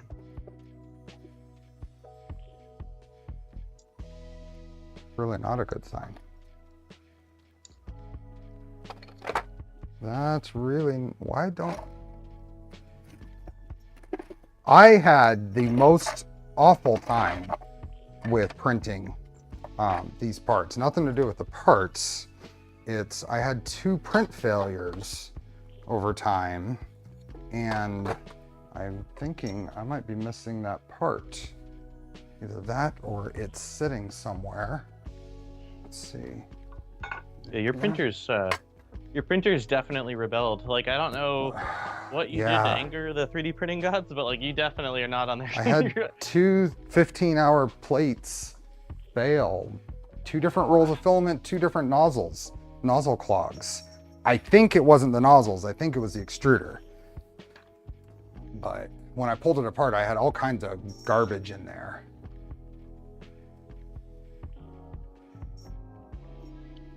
I had a few weird things. It was less the printer and more slicer parameters on a few things. What? But I didn't do, you did much bigger trays of parts on this than I did. I went smaller. I might not have that part. That's okay. That's a problem. You want to get it started? I don't know. It's a pretty big part. I don't know like how long It's not going to be done today. Okay. It's not going to be done today, so I'm not going to. So are we still? We're still looking at about 3 hours today, right? Yeah, that's my thought. If that's okay with you, just so that way. Yeah. Yeah, just for me, that's about what I. You had a long day yesterday. Yeah, I usually hit a wall after about 3 hours. And plus, like you said too, that like I'm not in a rush to. As much as I want to get this thing built, I'm not in a rush by any means. So I'm fine with just chipping away at it. Let me give you presenter mode. I'm gonna run over to the other garage and just make sure I didn't leave it there. Sure. I'll be right back. Changed, yeah. We don't have to use Dancing Max in this stream. You've got Dancing Dan. All right. Be right back. Raise this up. Yeah, sounds good. All right. So this is the piece that I'm installing, and it is basically the Y cap that bolts onto the frame here. It uses a really long M5 60mm button head that goes into threads into the extrusion that Steve so kindly tapped for me, and then motor mounts on here. So I think, well, we probably won't do this part at all today. I'm just gonna bolt on these couple of bolts, and then I won't put the motor on, and we'll probably, when Steve has the printed part, I assume next stream, Steve got younger. Next stream we'll probably continue on with that, but for now, I guess does this keep the block from going too far? Yeah, it does. It does keep the block locked in place. It hits right there. So welcome to the Steve Builds channel. I'm Steve, your host. So let me get this back on here. Yeah, it feels very odd streaming on a Sunday for me. Also, just this time slot. Although at this point we would have been streaming, but we started. Steve and I hopped on a call. Probably, so it would have been 11, so 9 a.m. his time, 10 a.m. my time, just to make sure all of our camera and audio and stuff was working, because we haven't ran this setup since we did the VZBot build, which was a year and a half ago now, which is nuts. Hey, trimmed his yeah, I did. I was getting a little warm. I figured summer's coming up. You're gonna go for this little shorter beard. What filament is that? This is just Polymaker. I think it's just standard blue ASA. Let me have this supposed to loaded. Yep, Polylite ASA blue. So I've had this for a really long time, and I was looking at my shelf, and every time I have a vote for what filament to use on a build, you guys always vote for the pretty sparkly one, and I was like, nah, man, I gotta show these standard colors some love. So yeah, it's Polymaker ASA blue, and then the accent, I showed it earlier, but it's just also Polymaker ASA purple. So no sparkles. I still think it's gonna look really nice. Gonna look great. I must have missed that somehow. Not surprising. Yeah, there's a lot of things. Plus, you were also, all I had to do was print things out. Steve was the one in there editing, naming, uploading. Like, you had a lot more things going. So I'm just gonna attach. There's only these 2 or 4 bolts on the side. I'm just gonna attach so that way my bearing block can't slide off the back, even though I don't see it happening given the preload. And then I won't do anything more with like the motor. We'll wait on that until you've got your part. Yeah, we'll do that next stream. So No biggie. So Will there be a Jack sighting? I don't know. I don't know. When Aaron brings up pizza, it's possible, but I don't know. oh, hey buddy. Okay, so my colors are these. So Geomagnetic Muave Fusion Filaments. and Ambrosia Galactic Black. I think Oscar is just having fun jumping from the bench here to the chair because it rolls a little bit when he lands. Oh, yeah, I can see that being fun. He came up just to make that jump. Is Jack sleeping? Okay, Jack's sleeping. Thank you so much. Okay, let's go back here. I got some pizza. I did bring enough to share with the classroom, so. Did you? I did. I've got 2 boxes, man. This would have been We're the perfect talking. time to do. We need the freaking teleport technology. Just reach through the screen. Dude, just for the pizza, man. for pizza, and then you know, random parts that we've forgotten. So, what is your thoughts now? Are we going to start with the base, like the aluminum extrusion, corner bracket, and all that? Are you the base of the Z on the left side? Sure. Okay. Do you want to show off the one of the? Because I didn't really get to show off the anodized. Yeah, give a little hand model action. Start building the base of the whole thing so it has something to sit on. Here are I think we'll need these. So this is the base, the main base, but look at that. Got a little fingerprinting on it, but look how gorgeous these are. Yeah, they turned out really nice. Tons of like, well, not tons, but like quite a few threads, quite a few like counter sunk screw or counter bores. Yeah, so that's what I had to learn to do. I hadn't done before is PCBWay wanted step files, but they also wanted technical drawings to identify which holes were threaded, which were countersunk, where the chamfers were, that kind of stuff. So I used Fusion to do that, but then I did some searching online to how to properly label a countersunk and a chamfer. And you did a great job. I didn't even get a. They didn't ask any questions. Nothing. When I submitted it, Steve's like, "Let me know if they need anything, have any questions." I heard nothing back. It was just approved by the system, and as far as I'm aware, everything looks fine. So, one thing I did notice, Steve, is on Ratrig the tool board. That thing's sick looking. You know what it looks like? To me, it looks almost like a drone body, like in the shape of it, the center piece of it. Yeah, it's really cool. What did you notice?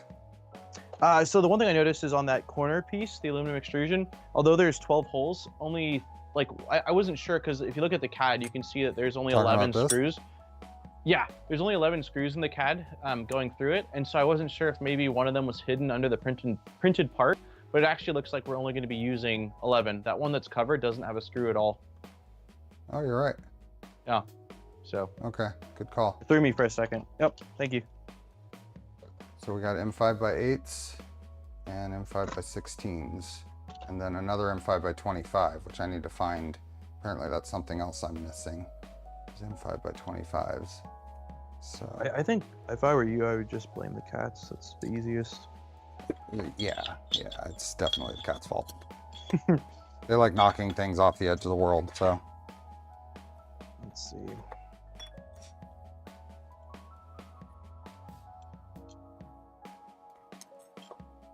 Is there enough space for these to be facing opposite direction? There is, yay. So this is gonna go here.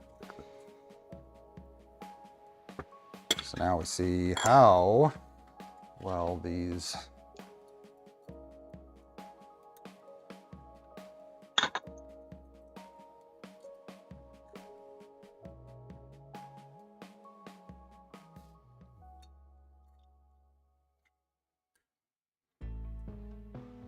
One, two, 4. And then, so yeah, the right side only has one additional one. And The left side has 2 additional ones. Oh, geez. Hmm. Yeah, I just had one of the nuts pop out. I am looking at the machining work on the roll-ins I'm putting in, and mine are definitely not all beautiful either. I think I must have gone with Amazon on these. Well, any source for these, and it looks like they tend to fit back to back on there. Yeah, I checked that as well. Like you can do them so there's no visible, Yeah. like nothing sticking out. Yep. This has a lot of printed cladding that's going to cover things from the front. This design in general.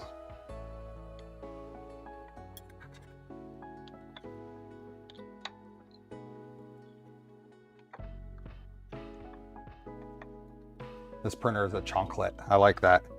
It's a chonklet.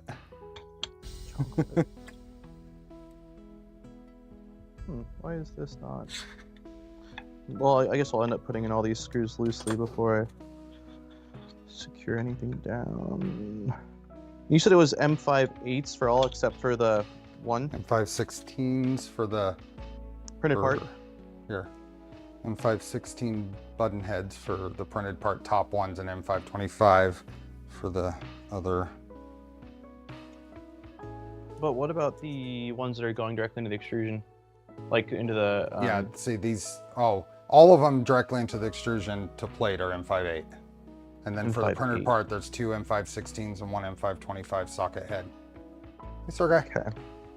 Hope I have it's the TicTac. That's a good one too. Holy moly. We got some ringers here. Chonklet, it's a TicTac. I like it. Was I supposed to order M5/8s? You sent me M5/10s and M5... Yeah, you said you had M5/8s. I did say that, didn't I? Uh-huh. We had a spreadsheet that we worked off of. Yeah, we were pretty official. Oh yeah, they're black though, so that's right. My bolts aren't gonna match. I remember Steve, you were like, "Oh." I was all over the place. Mine had to match. Yeah, I was like, "Yeah, I'm just gonna use what I have." I was cringing a little bit. Yeah, I aim to please. All right. Yeah, I've got I must have ordered them in a 100-pack and needed to use like 5 for a build, so I've got tons of these. So it feels good to finally use them for something versus taking up storage space. That's a lot of Loctite. That's a lot of Loctite. You Loctiting this or no? Well, I mean, according to you, I have to. Yes. I was making sure, because if you weren't, I was You were gonna say something. So yes, exactly. So just making sure, keeping you honest. Keeping Steve, you honest. That's all I'm here for. Delilah, can you stop licking your paw, sweet girl? Thank you. She says, I came up here to do what I wanted. Oscar has started to hear the dog bark. Oh no. You keep it down over there. This is my house. Oh, shoot. TicTac. I love it. Yeah, I could see that being the name for it in Orca or whatever slicer and you name it.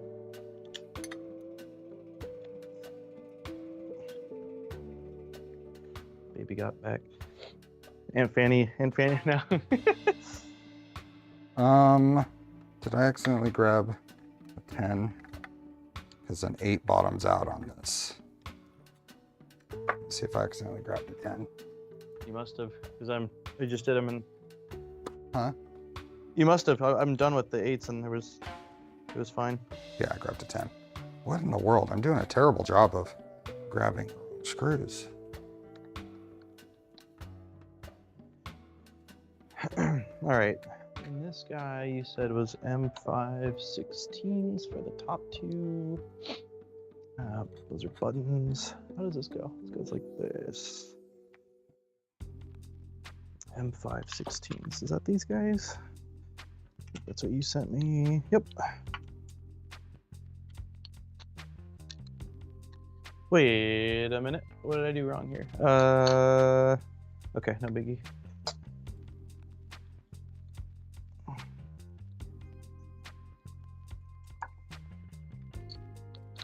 What's up, Oscar?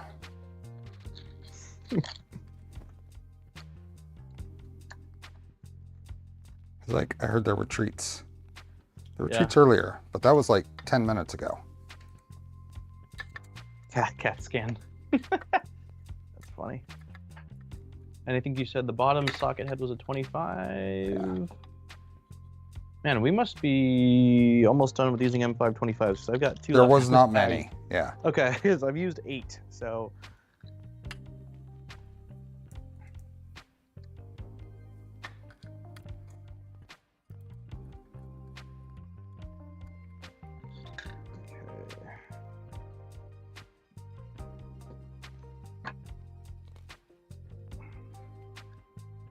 If someone's interested, I've made an auto power off plugin for Clipper for those have a relay or connected plug for the printer only, driven by the Pi. Nice. I don't turn my printers off generally. For the most part, they just stay on. Must be nice with all that electricity.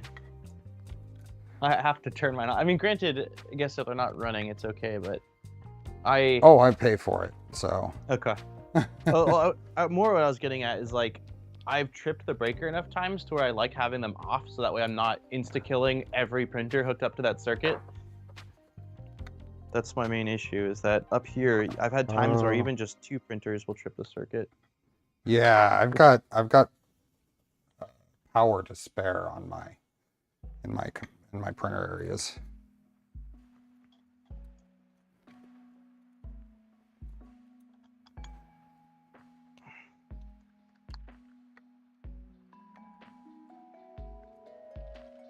This thing's looking sweet already.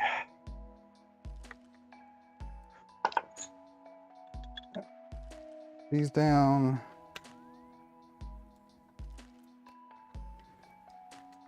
Okay, I got this part on. I'm gonna really quickly inhale a little bit of za. Go for it. Did you eat before this? I saw you munch on something before we went live, but it looked like, I mean, not more than trail mix or something like that. No, I kind of grazed on various things this morning. Little breakfast biscuit things, some cheese, some yogurt. Gotcha. Sounds similar to my 2-year-old's breakfast, but a little cheese, a little yogurt, I had a grape. It was string cheese even. Yeah, that's I mean, in defense to that, Erin buys 2 types of string cheeses because Jackson loves them, but like I at least eat half of each bag of cheese that she buys. Like it's just a really nice snack. A nanner sandwich, yeah? Mm-mm. You're not down for the nanner sandwiches, huh? That's what we figured out last time. Yeah, I you was said fine you didn't with love it. You didn't love it, but like it didn't bug you. But for me, like it really grossed me out. Like something about the mayo, dude. It just it was not. Erin took a bite and it didn't bug her that much. I know. This is making crinkly noises. Crinkly noises equals treats, apparently.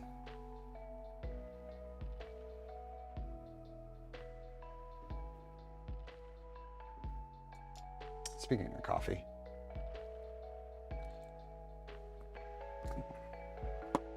Okay, so there is a pocket here for the square nut that I have not tested to see if it will fit in there. Do you have to preload that? No, but since I have it here, I think it'll be easier. This goes in at an angle. Yeah, that is not excited about going in there. Let me grab one too and see what my part looks like.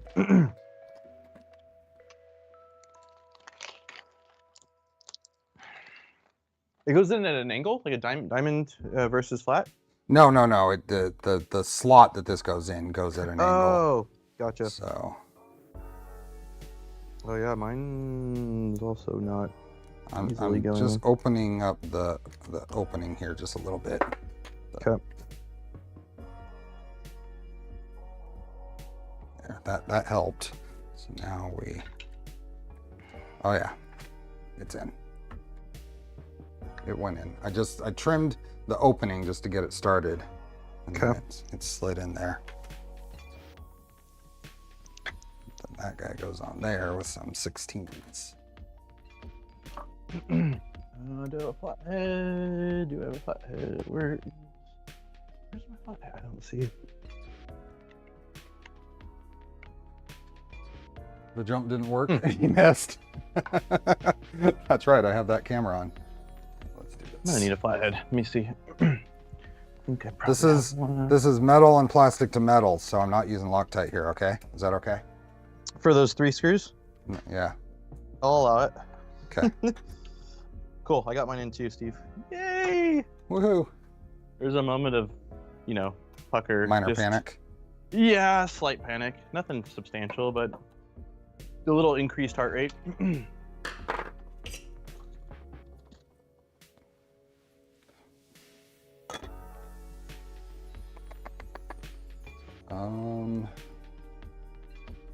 And then I need to find my 5x25s to continue that little part. For anyone that is triggered by pineapple on pizza, this is for you.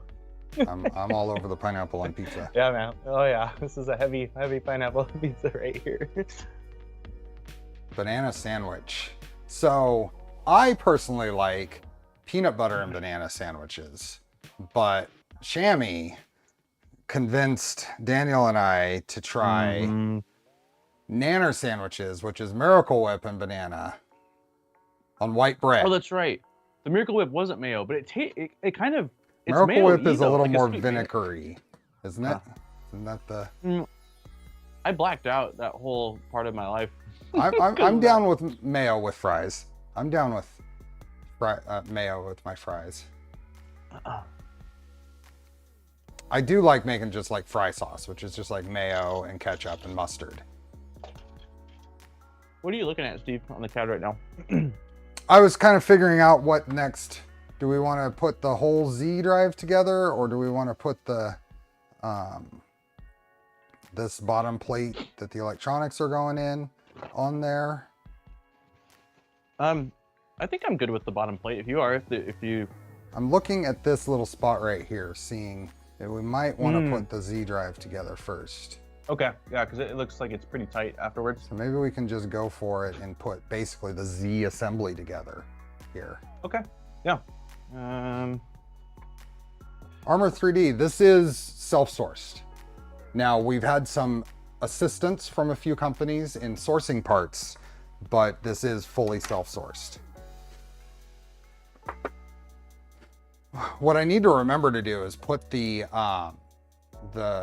technical drawings out on GitHub as well, if anybody wants to duplicate our PCBWay order.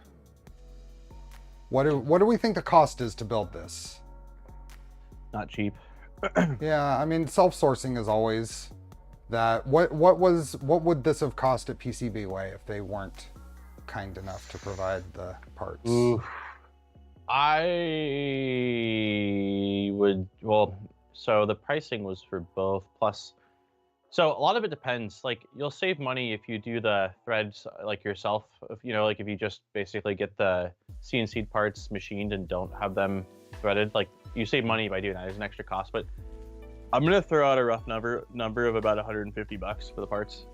For the machine parts. I think so, yeah.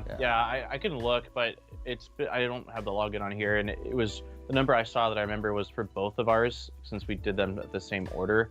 Yeah. And I want to say that was around 280 or 3 roughly. So yeah, but that's me picking at something that I saw a month and a half ago now. So I'm not 100% confident in that.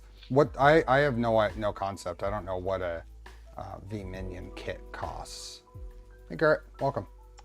I want to say the V-Minions at the time were around 700, but I could be wrong. It's been like 2.5, 3 years now.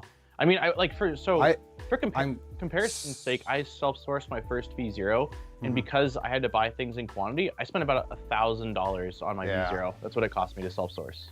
So yeah. I think you could probably do this for under what a V-Minion kit used to cost, but not by much. Because you got to figure, you got a hot end, you got extruder, you got controller, you got a bed, you've got the rails weren't expensive. The rails were, I don't remember what they were. I just bought them on AliExpress and they were $10 each, $12 each. So, Okay, so we were looking at this and we need to start getting some of the parts for the Z assembly together. Yeah, it looks like on the bottom, the bottom's 2 printed parts, it looks like. So there's like the one part that the motor mounts to, but then there's another beefy looking part. We got these parts here that come in here, something like that. You see that? Okay. Oh, I don't have.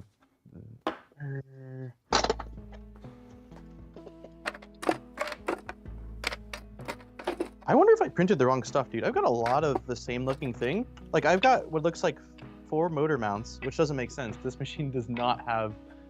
Like look at like. Hold on. Let me give you.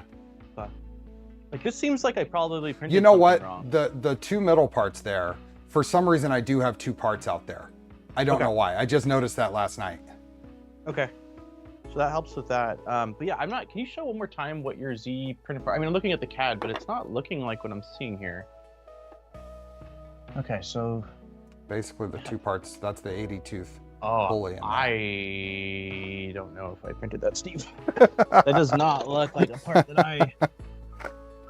Yeah, I don't have that, Steve. Okay.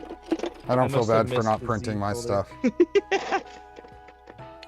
That's wild. I don't know how. Yeah, it looks like I probably just forgot to click on your Z folder of STL. Oh no, there's nothing. Okay. Well, what's the top stuff? Let me see. Hold on, let me look at the top stuff. Let's plug in here. This is a plate-looking thing. Hey, Spectra.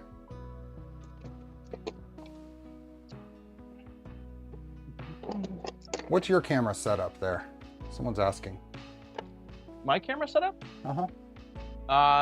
So side cam is an A6400 with a pretty sweet, I think it's a, 17 to 70 millimeter Tamron lens, which is really nice. It's my primary lens for everything. And then the main camera is an FX30 with Sigma, I think it's a 50 or 55 millimeter lens. So, but yeah, A6400. It was my old primary camera for YouTube videos for years before I got the FX30, and it's an awesome secondary camera. This is my A6400. This view. Okay, yeah, so that's the same cam I'm using. Mm-hmm. I don't know how I did that, Steve. Well, we've got about an hour and 10-ish minutes left in stream. We could build the Ratrig Toolhead, because that's kind of an assembly that can just be kind of off, and we put it on when we're ready. Yeah, I'm totally good with that if you are, because I think based off what I'm seeing here, looking at the part on the top of the extrusion, I don't see that either. So I think I somehow, some way, just didn't do the Z stuff, which is wild to me. So. Balador, I don't know what you're asking. You've said it a few times, and I've noticed. I just haven't gotten to it yet. Metal spacers. Do you have shims? I have metal spacers instead of springs, but to calibrate the bed, I needed shims. I need a little more context there. I don't know what you're trying to ask or say. Are you talking about for a build like this? We are going to be using metal spacers, actually the same ones you use on a Mark III Prusa, and then we're going to rely on a bed mesh for any additional leveling if we need it. Anyway, I'm missing Y parts, you're missing Z parts, so hopefully we both have toolhead parts. Toolhead parts, yeah. I feel pretty good about that because I think that's what I started with. And I'd like to think that I was paying more attention at the beginning of the task. So Balador is clarifying, your CAD has metal spacers between the plate and the bed. Yep. So we're rigidly mounting the bed. It is only a 120 millimeter bed. So as long as everything is bolted in and lines up, then we should be good. Beyond that, we'll be relying on a mesh.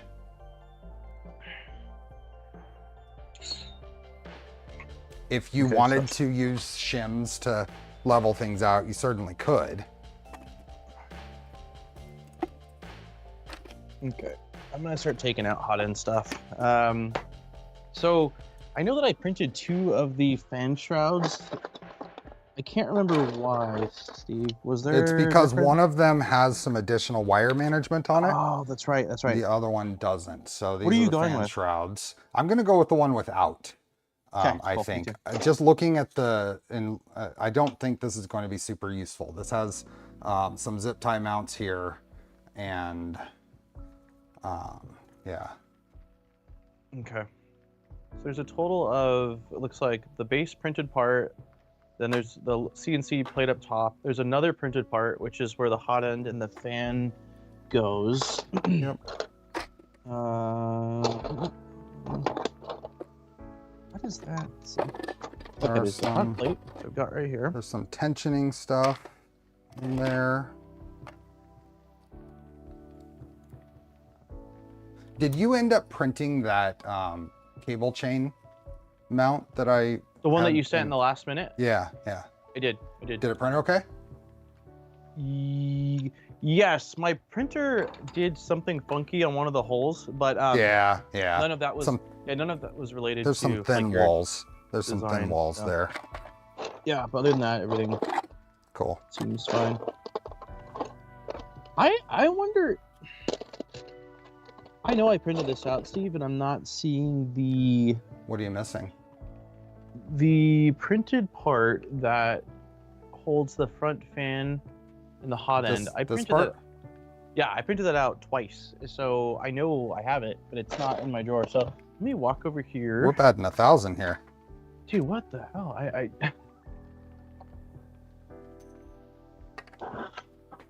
don't understand.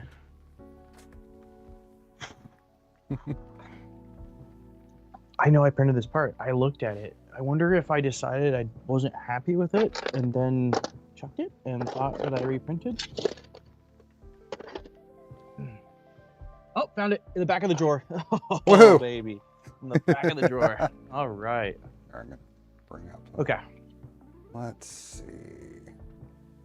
Let's isolate this. Okay, here is our, and you want to go back to full screen. Oh, yep. Itty bitty in the corner. Yep. So this is the Ratrig Toolhead. It has that machine part here that bolts directly to the MGN12C carriage, and everything else bolts onto here. So the order of assembly is going to be important on this, because we have the orbiter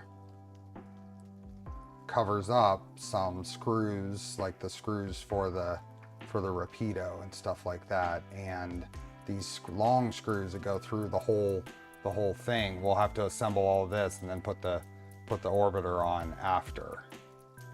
So Yeah, I'm looking right now. I'm just like hiding stuff to see where we need heat inserts for this. yeah, good call. So the front definitely has 4. This heat insert can go away. We don't use those. So I modified the design. The default design from Squirrelbrain uses a pin to 2 probe, and there used to be mounts on the side of this part here for that. Daniel and I are going to use the Mellow Fly Toolhead board with their eddy current probe. So that's this. So I modeled in the mounts. I just added some bosses to the ducts here. This is positioned exactly 3 millimeters above the tip of the nozzle, which should be in a decent spot for that to work. And it's 24 millimeters back. I wasn't sure how close I could get away with putting this. We could move it a little closer, but right now, this is where we're going. Now the whole thing here is we need some sort of Z reference, and that's why we decided to go with this Mellow. We're using in terms of electronics in general, we're using a Mellow Micro 4 controller board, which is itty bitty thing, with a Pi 02. Huh? You haven't used one, have you, Steve? I know you've had that one for a little I bit. haven't Like, used it. Okay, yeah, me neither. But you have used the Toolhead board once, at least. not with the Eddy probe. I've just used Okay. the Toolhead board. Gotcha. Okay, cool. Yeah, it's all new electronics to me. Yeah, I used it in RepRap firmware configuration on my. Did I use it on my solid fork? So, Kobe, all of this is posted right now in my GitHub. So all the files we're working on here is on GitHub. So wants to see the Micro 4. So check this out. This thing is itty bitty. So there's a Pi 02W, right?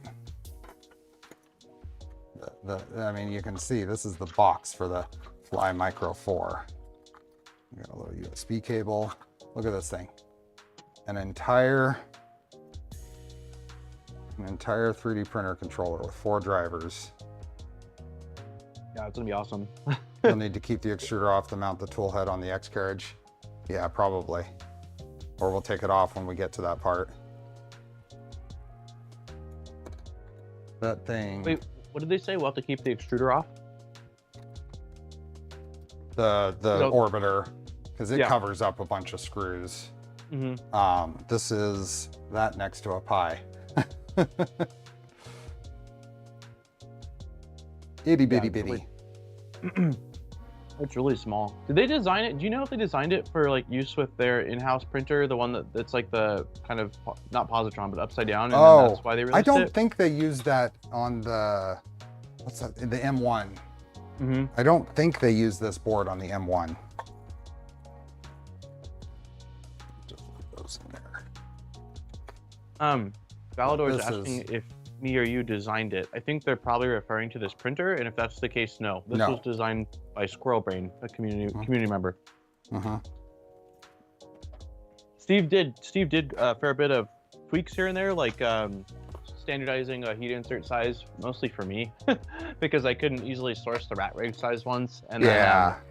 he made a couple other tweaks here and there, as well as this was intended to be used with, you said Pico, I think, right? The board. So you made an Yeah. adapter So plate this is the revised electronics mount here with a little shelf for the Pi 0 to go on. So if this goes here, this sets on here and still gives us access to all the ports, and then the 0 goes right there. Yeah, I really like the way you designed it so that way it doesn't block over. At least, I mean, there's some connections. We looked at the CAD and there's a few Yeah. that are blocked, but for the most part, you have access to a lot of the ports, which is really handy. So everything Will is the kind 0 be enough to deal with CAN? If there is CAN, we are using CAN, right? Yeah, we are. And I think so, because isn't the Pi 02W Yeah, the it'll be equivalent fine. of what was in the It's- Pi 3? And Yeah, it'll be fine. This is a 02. It's not just a 0. So it is the Pi Yeah, 3 equivalent. I've used a 0, like an actual 0, and it was okay, but there's absolutely limitations. Like I don't think I was able to use the ADXL. There was a few other things. Also, it just like performance is slower when it comes to loading the interface, and For a 0. it's been Yeah. years since I've done it, but it's what I had initially, so I was like, screw it, I'll give it a go. It was a similar situation, I think, with with Octoprint, like where it's not recommended, but I was able to get, like, I think webcam is another thing that you can't do, so there's a few things that yeah, Pi 02W is what we're both using for this. Yep. So Alexandro, real quick, all of the files for this are already out on my GitHub. Now they are not in a tested state. The reason they're out there early, I don't usually like to put things early, but the reason they're out there early is so Daniel has an easy way to grab them. So it's for me. He made the exception for me. the Micro 4, I think it has 2209s, and there is a fan blowing directly across the board. So I don't think thermals is going to be an issue for us. We may need to, I do need to look at heatsink clearance for that little setup I did, Daniel. So we'll do that before we get there. On the, is it On step? the Micro No, it's not. 4. Okay, gotcha. They're just little adhesive pad ones, right? I think that go into the built-in 2209s. The little heat sink, adhesive pad heat sinks. For CAN, the really neat thing about the Micro 4 is it has USB to CAN bridge built in. So we are going to plug the Toolhead board directly into the Micro 4. Without needing a USB to CAN setup. Yep. Does this machine have provisions for bolting to the table? We'll find out if it's needed. I did do a include quick... the chick parts. What chick? Chick. I don't know. Is that You chick or found out chic? what? Chic? I found out, so I was just doing a quick look at the at the CAD. So okay, so I haven't looked at all the parts, but for this part specifically, the only heat inserts are 4 up front and then 1 right here on the side on this arm. Okay. Yeah, the other holes are passed through. That'll go. What Looks was like that one into on the side for? I'm looking at the CAD. It's a tiny little green piece that like bridges the 2 halves together. Oh yeah, that's No. the end stop. That's the end stop Bumper. bumper. Yeah. Okay. And then yeah, on this one, I think it's just these 4, or the the bottom ones. I'm assuming you're gonna need them too, because this is where we're gonna attach the little scanning board. Yes. You Yep. must have modeled that, yeah. So I don't know about the final piece of the. Wait, is that it? Are those the only printed pieces? It's the front piece. It's the bottom piece. You got Yeah, this that's piece it. here. Oops. What You piece? got this here? piece. You got this one, right? The fan. Oh, I do have that. I know, because that was the one I kept grabbing. So let's throw some heat Yep. sets in this. I get to show off my fun new heat set tool. Oh, sick! Did you build that on stream? I built it after a stream in my Discord. Okay. Yeah, because I was like, I don't remember seeing This is you called build the that. Or Frax like a Flex Arm. turtle crawler, right? Yes, by Turtle Yeah. Crawler. Super freaking cool. It's like the thing that blows my mind is there's been a lot of these like, you know, inserts or presses, and in my mind I'm like, yeah, you know, like they've kind of all been covered. But then Turtle comes up with this. I'm like, oh, that's like pretty original, you know, like that's really clever. The really You should- cool thing is just it's here. It's here off to the side, and I can just kind of toss it over there, side of my workbench. Yeah, Pull it it's out. definitely- It's got a 30-inch reach. I have a TS101 on here, and just yesterday I loaded Iron OS on it. So, Oh, you're running the open source firmware. Oh, wait, isn't that? Wait, that's what comes. No, that's what comes on this, the Pinesil, right? yeah, of course. I figured you'd want that, Alan. There are several. I think KB3D has kits for these, or is coming out with kits for them, and Fabrico is going to be carrying them. I don't know for sure about West 3D, and it looks like I need to adjust my springs on it. There is some adjustment, but when it's adjusted, it will sit and just kind of stay where you leave it. Yeah, it's a pretty sweet setup. It doesn't work for. I don't think it works well for me up here, just because of when I'm gathering video footage. There's not really a great spot for it to not block camera. Yeah. But for down in the garage, like on the workbench, it's a really handy setup to be able to reach pretty much anywhere on the workbench without taking up a whole lot of space. It's 1515 extrusion on that. KB3D has kits in stock, and Fabrico kits are on the way. Awesome. Hey, Turtle Crawler. Oh, the man himself. Yeah. So should be able to set these in here. I have mine. The reason I put Iron OS on it, which is kind of an annoying. I mean, the process for putting it on is very, very easy, but the interface is kind of garbo. It's not intuitive at all.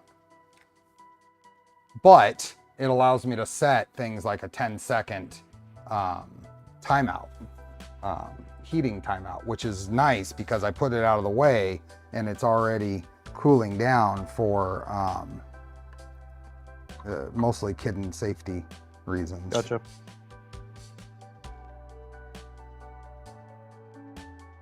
I had a soldering iron by a company called Joby Systems, I think is what they were.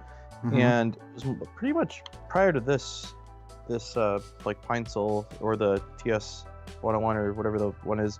It was like my favorite soldering iron ever. It used proprietary tips, but like it just worked so well. It heated up crazy quick back when that wasn't a standard, and it also had like motion activated type thing. So when it was on, if I set it off to the side and use it for, it probably wasn't 10 seconds, it was probably more like 60 seconds, but it would just cool itself down.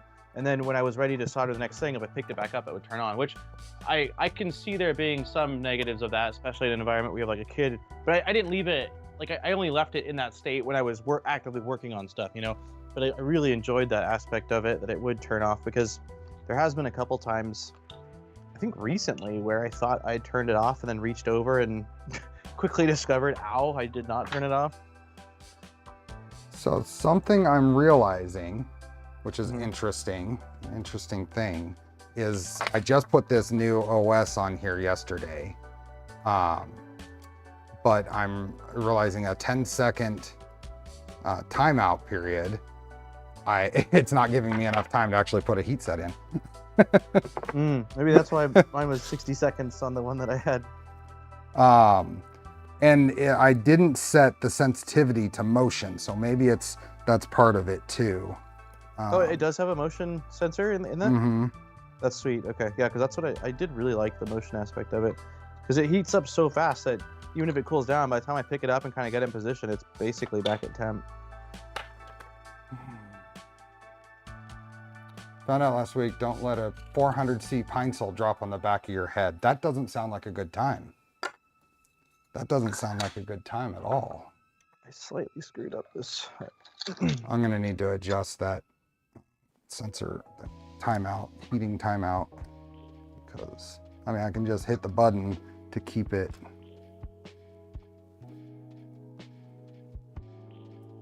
heated, but by the time, I mean you putting in a heat set insert is not supposed to be like shove it in and done. You want it to melt its way in. Like let the heat do its thing. Yeah, let force. the heat do the work. Exactly. So I need to adjust those springs, because when I first built it, it was okay. So we're gonna actually I can go. Free haircut though.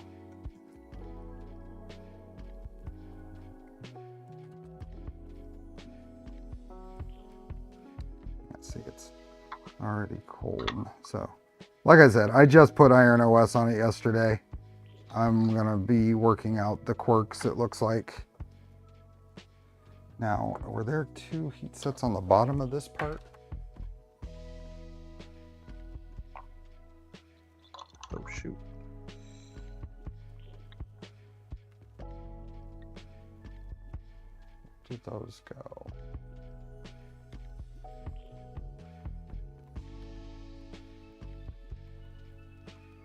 Oh, so what goes on the bottom of this? What goes there? I haven't done that piece yet. Oh, that's this. How many heat sets go into that I feel piece? like those need to be heat sets.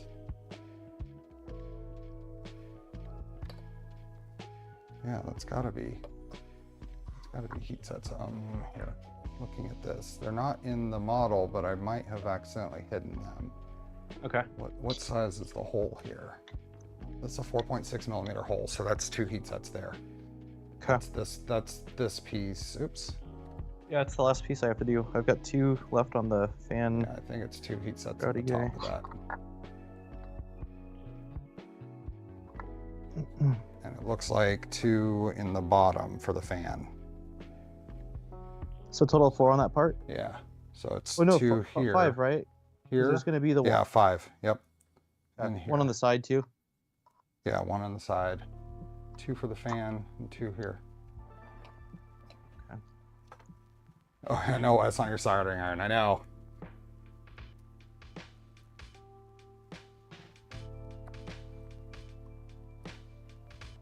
I gotta say, the interface on it was so frustrating first go at it. So unintuitive. It's only 2-button navigation. I almost reverted back.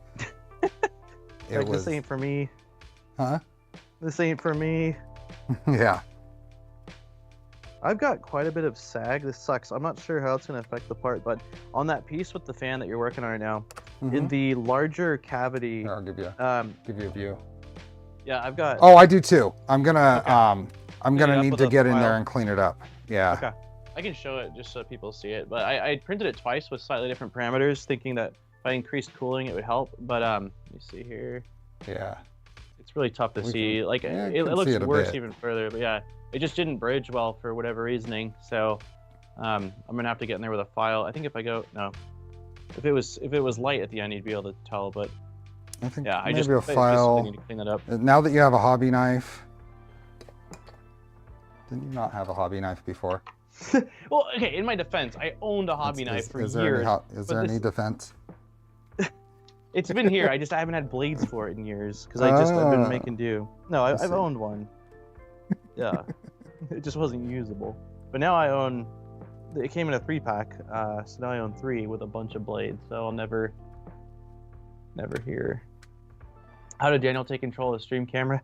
We set up the stream a long time ago with a bunch of different scenes. So one of them is guest control, and guest control basically just gives them the primary view, so it looks seamless and kind of like the other person's taking over the stream, but it really was just me and Steve like experimenting for hours and hours when we first set this up. We spent a ton of time. So much time between trying different different solutions and all that. Yeah. We like stream elements, that kind of thing was just not going to work for us. Wasn't nearly flexible enough. Yep. And we just realized... Oh, no, not Stream Elements. You're talking about StreamYard. StreamYard, that's it. Yep. Yeah. Yep.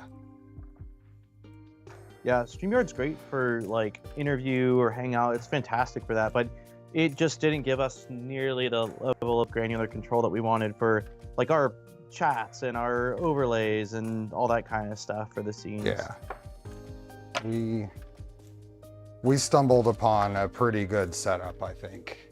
Didn't stumble upon it, but we tried everything until we found one that worked. Yeah. Yeah, it just requires you to remember to change back to your main camera when you're not the focus. Yeah. Oh. It was like that took a lot longer to process than it should have. I'm like, yeah, you just wait. Not bad. All right. Maybe in the next one we can add an automation where if guest is small, say, hello. All right, I got one more. We are using OBS. Yep, both of us are using OBS. StreamYard is great for when you're just bringing in people for like a podcast type scenario. This is so flexible because as soon as I give Daniel this view, he can use all of his regular views. He can cycle between sharing a screen. He can show when he had an overhead camera, close-up camera, all this stuff. And then me being the host, I control that though. So now I can switch back and cycle through, well, that's our split view, but I can cycle through the various stuff here. The big thing I remember, Steve, was because like on StreamYard, if you use this as a virtual cam, you can still use your cam. But the issue was, as far as like the picture-in-picture where you can place the guest, that was limited. We were able to size it, do exactly like how we want. Like it gives you 100% control versus like you have to use, the parameters that they've set for. Wait, what are you doing? There's more heat inserts? Oh, there's an accent part this is for a belt thing. I had it out, so. Okay, I'm not gonna worry yet then about it. All right. I got the heat inserts in the 3 main pieces for this. This is the part that goes into that droopy area. Gotcha. It's the droopy It's the droopy area. That's the technical term for it. All right. So, Ratrig, body. Okay. So, I suspect we can put the Hotend on here. I think we can put the Hotend on here and then put it around this. I accidentally hid something that I didn't mean to hide. Hey, Dirk. Maybe it's for the X. That is Dom. That is the new Frax Flex Arm. That's what it's called. What's up? So I was hiding stuff earlier when I was trying to kind of get a gauge of where I needed heat inserts, and I'm trying to unhide. The thing I cannot seem to locate is where the CNC part for the toolhead lives. Like I'm trying to locate it so I can click the. Like that? Yeah, I'm trying to see, like, in my CAD it's gone. Oh, it's Because I probably did that. all the way at the bottom. It's called our the component is our new RR toolhead. Yeah, I'm inside there. And then the plate is the very first item. It's the RR toolhead plate. Oh, cool, got it. Thank you. Yeah. And we're back. Kobe, this is a machined part. Part of what I'll upload to the GitHub repository for this project is the step file and the technical drawings that worked to have PCB create them, PCBWay. Family was demanding hot chocolate. What did I miss? I don't know how far back they demanded the hot chocolate. It's hard to bring you up to speed. And an M3x50 flathead. It's these guys. I'm gonna need 2 of those. M3x50 flathead is kind of the core going through this whole thing, so. Oh, there's 2 more heat sets in this part, or 4 more in this part. Yeah, I did those. You did those? I did not. Yeah, 2 on the bottom and then the 4 on the. So 6 total, right, on that part? Yeah, I missed them. I missed them.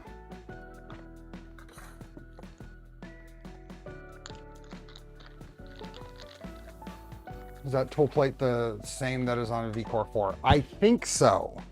I could not guarantee that Squirrelbrain didn't make any tweaks to it, but I think it's the same one. I think.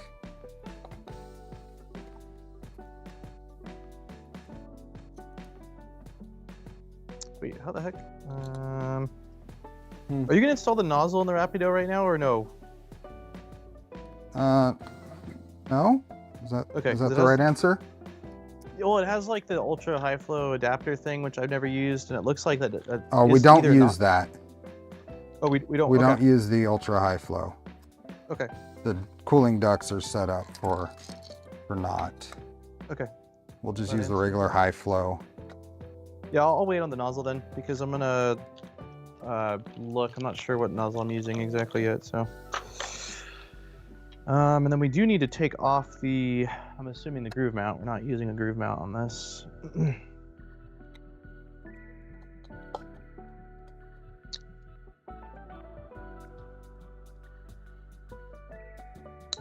Holy crap.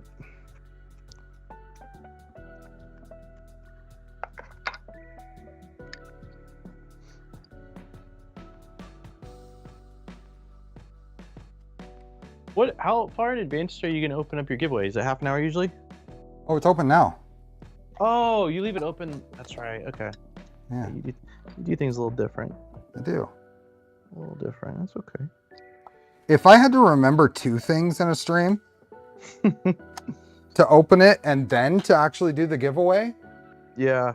I Well, mean, you do it in a way where like the winner has to be present, and because Correct. I don't do that, I only open it like I only give a small window of 30 minutes. Ah. So I get your method of doing it. It wouldn't work in my case because then there'd be a bunch of people probably just hopping in, hopping out. Not a lot of the community, but like there's definitely some people that just do hop in, hop out, which I'm sure is also why you make it on yours where winner needs to be present, because you want the winners to hopefully be people that are engaged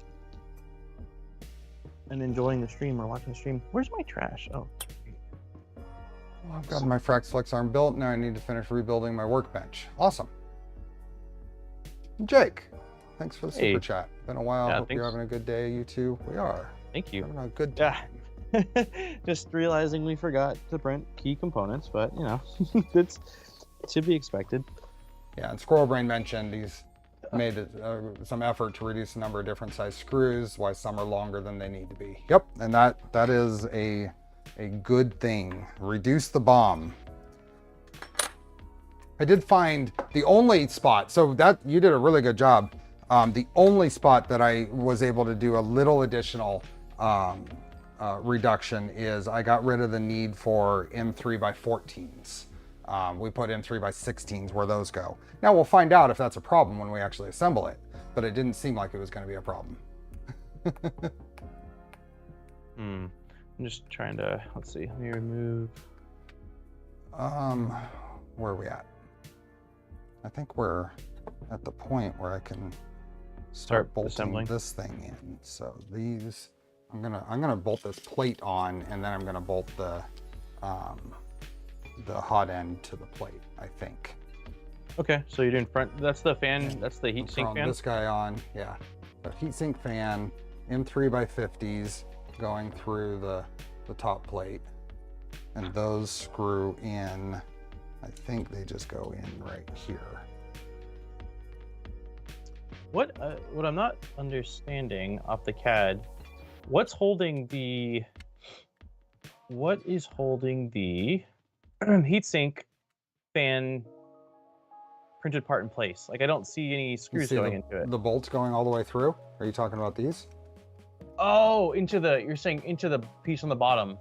Yeah, they go into the Gotcha, fan duct. into those heat inserts. Okay. And those, I'm sorry, what were those sizes? M3x50 flathead. 50s. Hey, Manuel. 3x55. FDL, I do all of my giveaways at the 3-hour mark, which is in 34 minutes. We have almost 400 people here. Wow. Wow, that's and awesome. We have hit greater than 50% like ratio. So, Steve, where did we get M350 flatheads, man? Either I sent some to you or you already had some. Flatheads, M350s. Uh-huh. These guys? Does definitely not look like something I would have had. These are all sockets. Wonder if I read it wrong. I thought it said sockets. These are buttons. These are sockets. These are buttons. These are buttons. Well, I might be watching you build the rest of the toolhead, Steve. Unless they are just somewhere. Yeah, this is a machined aluminum plate. I'm gonna really quickly check our spreadsheet, Steve, to see if that was on you or on me. I see. You're looking for blame. No. I'm just curious. Like, was this a me thing? Like, if it was, that's totally fine. I'm wondering if I thought it said socket or whether I thought I had these. And this is one that absolutely has to be a flathead. Where's our spreadsheet?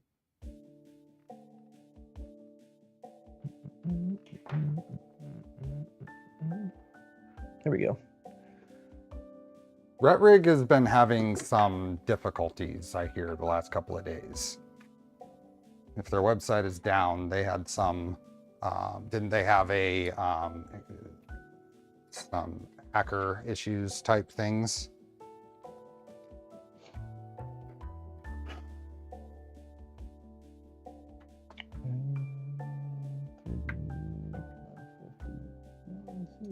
Live stream going well. Live stream's going great. Okay, this says Steve to Daniel. So and it should be in there. I'm not gonna guarantee that, but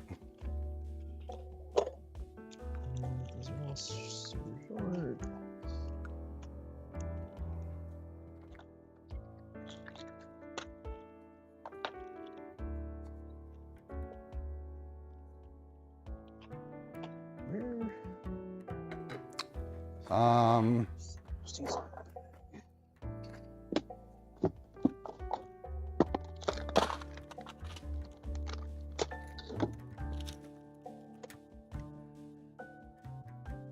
Yeah, the malware, yeah. That's what I heard too.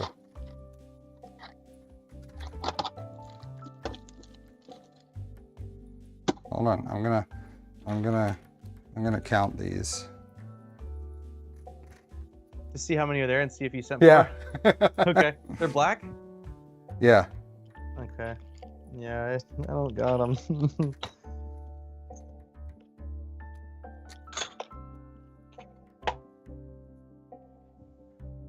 I'll end up ordering them right now. That's probably what I'll do all year. I do not have a full, I'm missing 3. That sounds like I would have sent you 3. Because you need 2. In the box I got, there was one bag, like all the little hardware stuff was in a single bag. There's like, also some hardware in a box. Because the hardware kind of got split across. You sent some in a box? In the little box that had, what else was in there? Winzen? Yeah. Oh, Steve. Hey, I bet you that's where that Steve. I bet you that's where that T-nut is. Oh baby, I found T-nuts and I found the screws. I just assumed, I should have known, man. That is a big box for some fans. Oh, that makes me happy. It was just fitting things where I could. Yeah, no, I get it. I'm glad you said something because it would have been it would have stumped me a few more times throughout this build. So now the question is, are you going to use that T-nut or are you going to leave that square nut? I'm not undoing the frame. I'm leaving the square. Come on, man. No way am I undoing it. You only have to undo one bolt. I know, but the You bolt's can in get there to it. secure. You can get to it. Okay, we'll see, Steve. We'll see. I'm using Loctite for you. I know. And I really appreciate that. Okay, so this guy, you said that there was screws going down through it. Why does that not seem like that makes sense to me? That's not going to help us with your missing printed parts though, huh? No, or yours. Okay.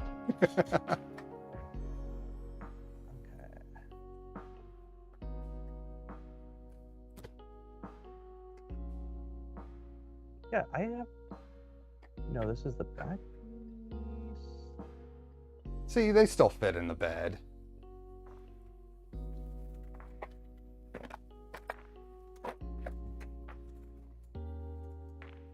All right, I'm tripping out on this part still, Steve. I don't see the holes that you pass through the entire thing, unless I'm holding the wrong part. I'm holding the wrong part. I'm holding the wrong part, Steve. I found the holes. Everything makes sense. Cool. Okay. What's the weirdest filament in my collection? I don't have a whole lot of weird filament. The most expensive filament in my collection is, the most expensive filament I've ever bought is BVOH. It's a water-soluble filament for, meant for support. It was $55 for 300 grams. Otherwise, I don't have anything necessarily weird. What's the weirdest stuff you have? Me? Uh-huh. All the little chippies. A lot of the kind of bizarre filament that I had acquired and held onto for many years before we left California, I gave them away to someone that got a printer off of me. I was just like, hey, do you want a bunch of filament? I've got some like PLA spools, but then I've got a bunch of random like kind of exotic stuff. And so I just dumped everything. I had some cool, a lot of that was like, I had magnetic filament. I had quite a few metal infused, like I think they were from Monoprice. I'd purchased them and had planned on printing and polishing. I actually did do a little bit of printing and polishing. But yeah, most of what I have now is pretty standard stuff. With the exception of like some weird polycarb blends and stuff like that. But yeah, nothing too exciting really. The Fibrin material I just covered a couple weeks ago was really cool. The one that sounds like metal, the PPS, right? Is what that was. Yeah, that stuff's really cool. That's probably the most out there. Everything else is nothing too. I have some PPS, CF. I need to get a high temp hot end on a printer. I have a high temp hot end. I just need to get it installed.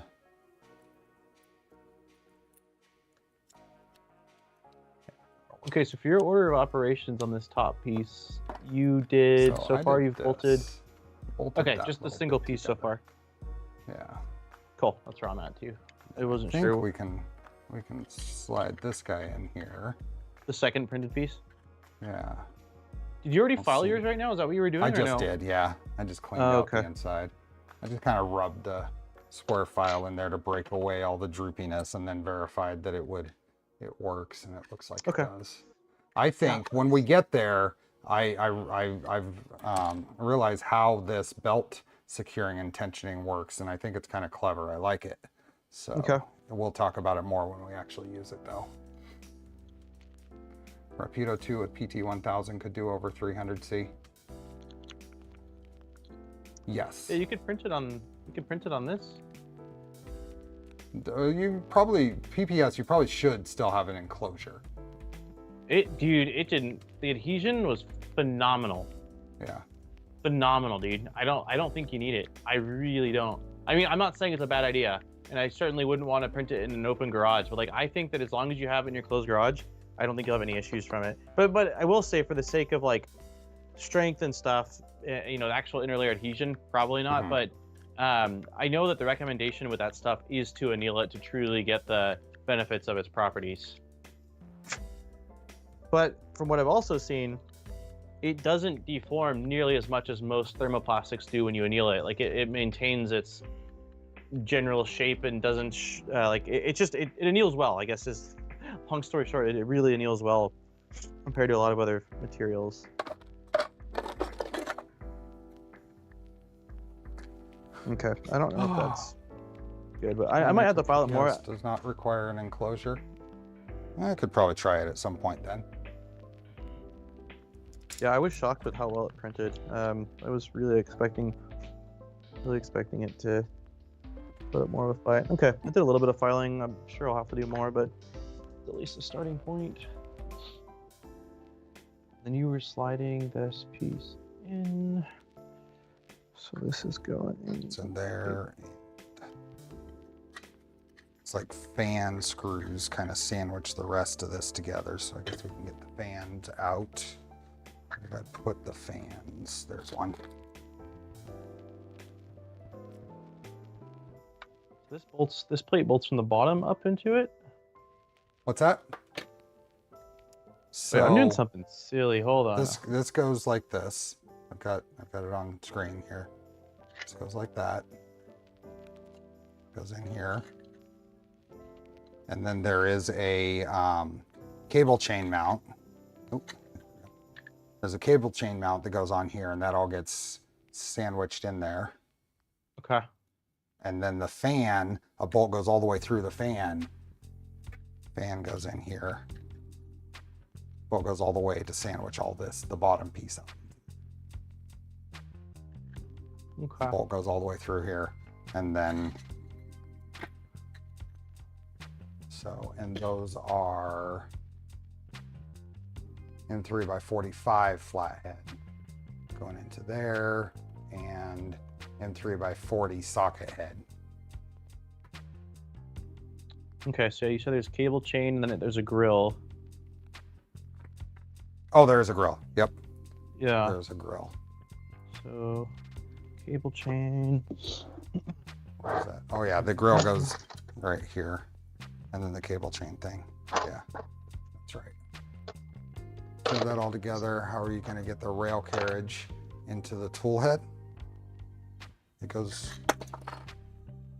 If we have to do some minor disassembly when we actually put this on, that's fine. This is more about using... Oh yeah, because there is spots here. We'll have to pull the back part of this off, I think. We'll just pull the back off, slide it on there, and then bolt all this in. But we've got another 20 minutes to use for today's stream, right? Yeah, we do. Yes, we do. So let's see. Did you modify that cable chain pretty heavily? Oh no, I found it. I wasn't seeing the. Right here. Okay. So that's one nice thing about this. Squirrelbrain realizes we're using very little short bits of 10x11 cable chain. So almost all, and it might be all of the ends are printed and modeled. Now I don't know how well they're gonna work, but it means you don't have to have extra ends. TBD. Yeah. TBD on that one. You sent me, yeah, the beefy fans. Oh my gosh. Do we know which direction we want them?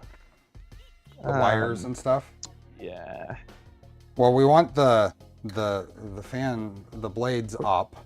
Yeah. The blades up, and then wire, I don't think it matters. I think I would put it over here. Then it'll come straight up into our toolhead board. Okay. That's me guess. All right. Well, So I think M3 by 16. A couple of socket head M3 by 16s going through the fan. The fan. And the shroud. Chain. No, this is pre-fan. This is just going in through the grill. What hot temps do you need for PPS? About 340 to 360, I think, is their recommended for PPS. The Polymaker stuff. And then this goes on here. Okay, and 316 is what you're saying for the... Yeah, that's what the CAD says. Okay. 316. Printer needs earplugs by the looks of it.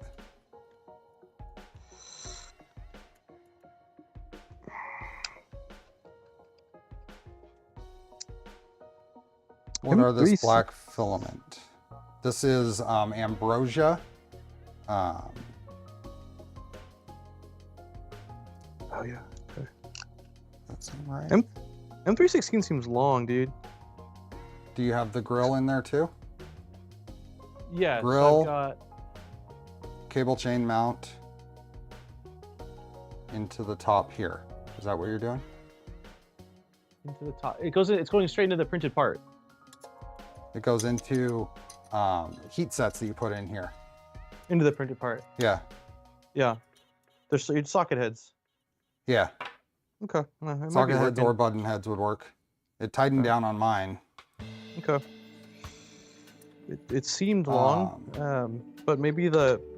Oh, you know what? The cavity, I think that the cavity where the heat insert is, it goes well beyond the heat insert. That is awfully cute, isn't it, Scott? That is awfully cute. How am I'm gonna model a mount that just comes off the back of the orbiter, similar to any other of these style. I'm also going to be chatting with Daniel here about whether we actually want to use a cable chain or if we want to just run an umbilical over to it. So. Dude. I don't know if my fan is... What do you got here? Let me give you a big view. It looks... Something's way off with what I'm doing, or something's warped like crazy. Let's see. Yeah, from this side view, unless I'm missing something in the CAD, but like, look at this, like that will the bolts that go through the fan, which I guess we have to bolt in first because they're in the way. So you think this will just pull together? Just feels. Oh, we need the flatheads. The fan needs to go in first. That's my problem. Yes. Yeah, I think it'll bolt. I think it'll bolt together. Okay. It feels off. But we needed to put the fan on first before we put that piece on because there's some flatheads that it covers up, that the grill covers up. Oh, okay. So take off the chain that we just... Yeah, take this off. I missed that. Okay. What cooling fan? Just a Winsin off of Amazon. We'll see if we regret this or not. But other sources were more expensive and longer. M3 by 45. M3 by 45.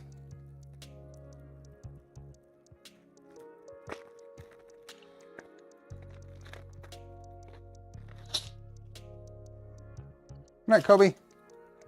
Oop, that's socket head. I mean flat head.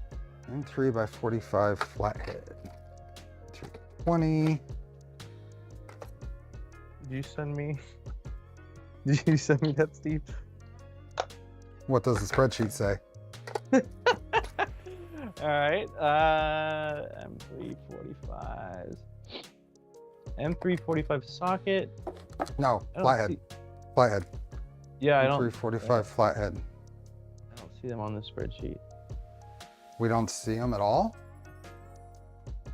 M340 socket hit. M345 345. socket. Oh.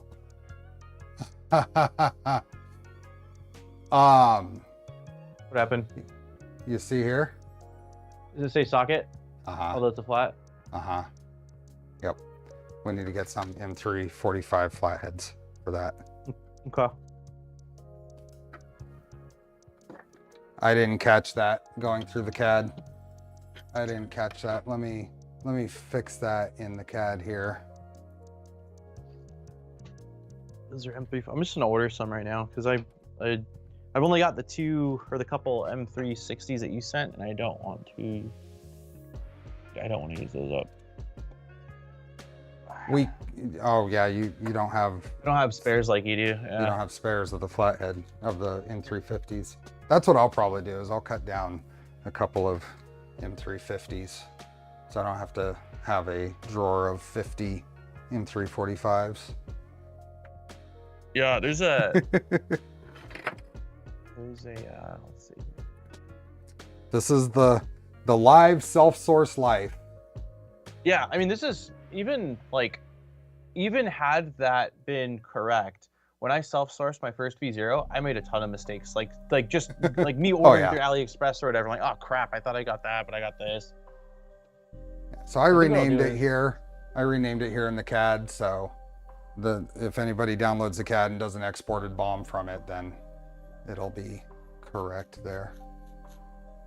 Like we said, Squirrelbrain, no problem. This is something I should have caught when I was going through everything.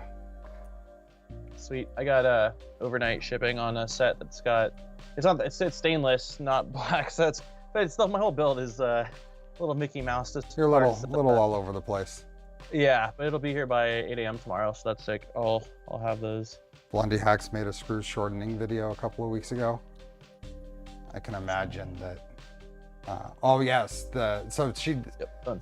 What we really need is the screw lengthening video. Adding extra length screw to your stretcher. Screw stretcher. Oh god. Mm-hmm. PF Dennis, thanks for gifted memberships.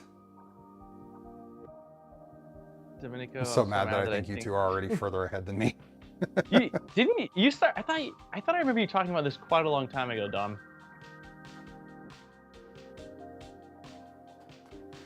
Okay, Oh. Where can we go from here? We can put the. Hotend? Can we put the Rapido in? Let's put the Rapido in. Let's check out these fancy Rapido. This is the carbon or whatever edition, right? We got the. I think they. Is it the carbon? Rapido Hotend 2. I think we got the fancy dancy version. I checked my box. Oh, the black. Yeah, the black.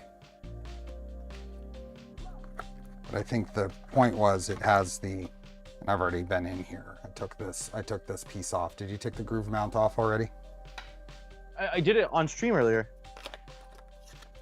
Oh, you had you already showed it off? I didn't show it off because I'm in the corner, but I did open it up. That's why. Remember when I was asking you about like the nozzle, whether we were using the extension on it? Oh, okay. I couldn't see it tiny there in the corner. Hey, it's me in the corner. Yeah, no, I did briefly check it. So this is the PT1000 versions. So where am I? Oh, there they are. I believe it's the black, which is the fiber version, right? I've never used one of these prior, so I don't know the difference between like the version we got and maybe what's standard. I will say though that I thought that this came with the screws we needed for it, but it doesn't. It does. There's no flatheads in mine. Are you sure? Because mine came with flatheads. They look like they don't. There's that guy right there.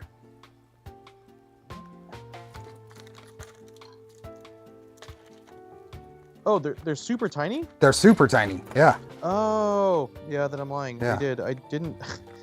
They're so small. I thought it was probably just something else. It How came many, with though? 2. 4. Came with 4. Mine came with What? 4. These also came with 2. It came with a 0.5 nozzle hardened and a 0.4 hardened. Oh, so are you reusing? Because mine only came with 2, but mine also had 2 that, Yes. Yes. that were it's- used for the They're the same size. Yeah. groove mount. Okay. Yep. Okay. Yep. What a mind melt. Very, very. Instructions unclear, Steve.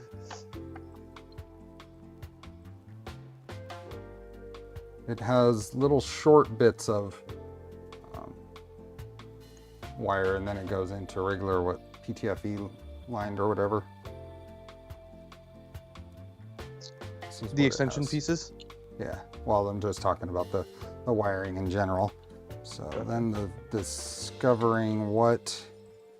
So this. Okay. So that there's a channel on this side for the wiring. If you notice. Yeah, it only can go one direction. Yep. It already And it shows looks up like into it'll go straight in. No need to rotate the core or anything. That's nice. Yeah, it cleared perfectly, which was pleasant surprise. I was expecting to have to do something. I am wrong on what I said before. Looking What? at this, we get to go ultra high flow. Look at that. Oh, sick. So let's go ultra high flow. Okay. It looks like I was wrong to me, it about looks that. like the silicone sock doesn't work though with it, right?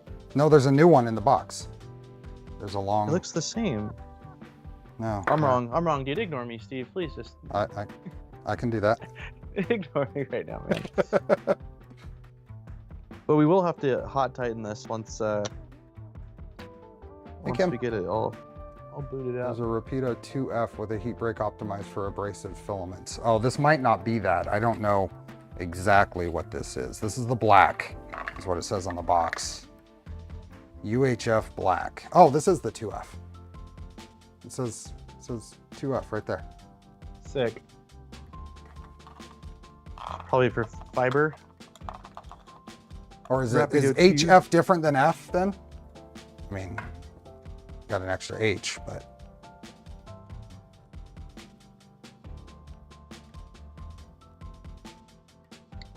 Do I have thermal paste? Of course I do, somewhere. I need to be right back because I needed to take a picture of the little UHF adapter, and it's on my other desk. So, Okay. It came with some thermal paste. I will be right back. Sure. Oh, he didn't give me camera. He didn't give me full cam. Is the heat, the thermal paste, is that going on the threads between the adapter and the main body? Kind of assuming that's probably right, unless we're supposed to drop the heat break out of this. Hey, AM. Does Phaetus make V6 versions of the Encode? They do. I have a couple here. High flow is high flow, just F is fiber, hardened heat break for abrasives. Okay, so this must be high flow fiber version. For the cartridge. Oh, the thermal paste is for the heater cartridge. Okay.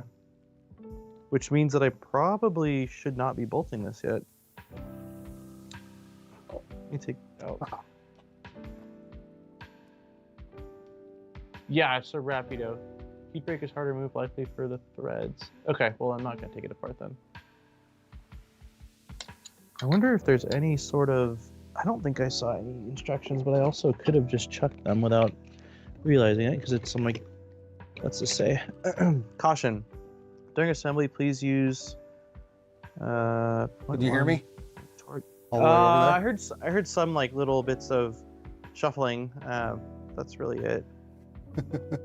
To lock the... Where are we putting On this, where are we putting thermal paste, Steve? Is it on the threads that are from the high flow to the... That's a good question. I haven't usually used it. What is it? Is it for the UHF adapter? Let's see. Okay. So I don't see... Let's find out. It's got, or is there... thermal paste if you don't change the PT1000. If you don't change the PT1000, is there something wrong with the slice thermal paste? I don't really like slices stuff as far as the thermal paste goes. Like, I know people use it, but it hardens. It hardens, yeah, and then you're kind of in a weird position to swap things out without damaging things. So, what are the plans with the huge build volume on this thing? Helmets, obviously, you know, helmets for mice. Yeah, I probably will use this to print lots of things that will just fit in that build volume, for the sake of print speed as well as heat up times. That's a lot of what I use the V0 for. Helmets for Felix and Oscar. Yeah, exactly. Cat helmets. Instruction sheet. This is the Rapido 2F instruction sheet. Because usually it's on the heat break, but in this situation, I wouldn't think we're disassembling to get to the heat break. Rat cosplay here. Yeah, all the mice living in the house. I don't use it. Thermal paste is good for elements that are installed until they die.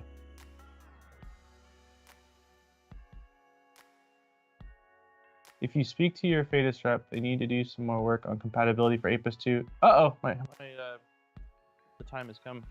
You lost. Mounting solutions down under. I did notice there's not really a whole lot of options. I think it's basically dragon burner. Let me see if I... Can you hear me, Steve?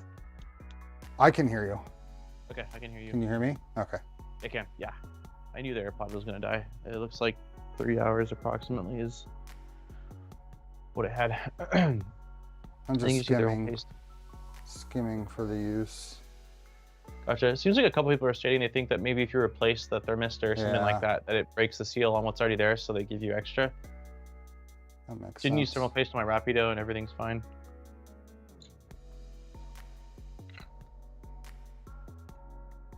Okay, they're not mentioning anything about putting thermal paste in this assembly part. Nice. Thanks for the gift of memberships. Stealth burner they have on their GitHub is unusable. Gotcha. Oh, that would be too easy, Kilo. Search. Psh. Fine. Nope, nothing for paste. Nothing for thermal. Let's see if there is a. Let me download the PDF and make sure I'm actually searching. Thermistor or heater, because if you don't use it on the heater, you'll have a bad time. Oh, between this for the ceramic heater. That makes sense. Or my what? Are you gonna use? I just realized I'm tightening this down and I didn't use any thermal paste on these 4 screws. Are you gonna use? Not thermal paste, God. Loctite. I would. Okay. Metal to metal to metal, man. I know this one actually is metal through metal to metal. So, ay. Well, before I do this, I just want to see. I don't think I'm gonna use thermal paste, man. I think I'm just gonna run with it and see what happens. And I'm not gonna use thermal paste either. Okay, cool. Metal. I just wanted to get the official answer. So Gotcha. that's why I'm going through here. Let's open this now and do a search. Make sure I'm not browser searching.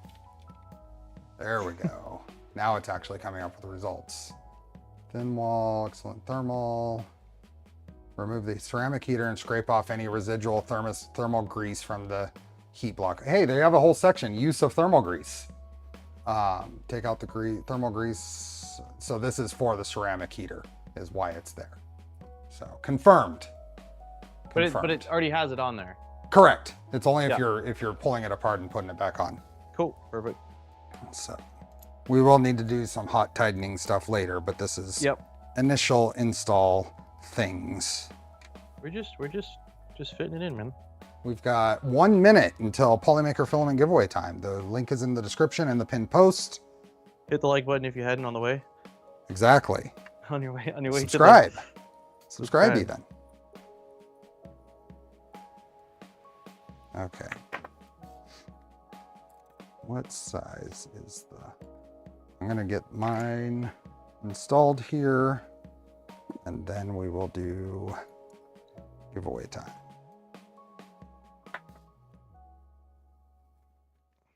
It's kind of a beastly toolhead. Like it's. I haven't really looked at the VCore 4 toolhead a lot. I need to rebuild the one actually. I've had the parts for it for quite a while in the garage, but it's definitely a beefier setup than the EVA 2 that I've been running on the V-Minion. Yeah. I don't think that the V2 of the EVA had any machine parts. So this whole plate system I believe is quite different than... It's new. Oh, there's Loctite pre-applied on the new screws that were in there. Okay. There was some on the ones we took out as well, but I doubled down. Lock on, lock on, lock.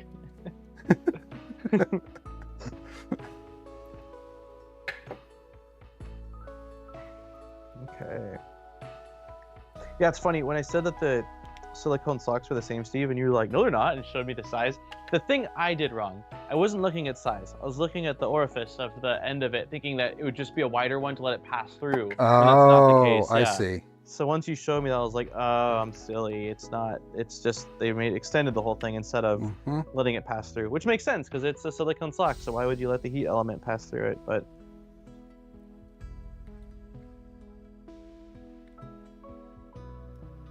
I think Jack's coming up. Nice.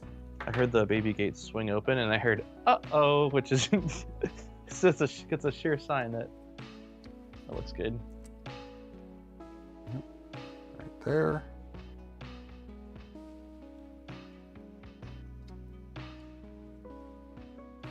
Cool. Okay, filament giveaway time. Let's do it. Hey, buddy. Hey, You got a buddy? Here, I'll give you Yeah. full view while I Come here. Come say hi.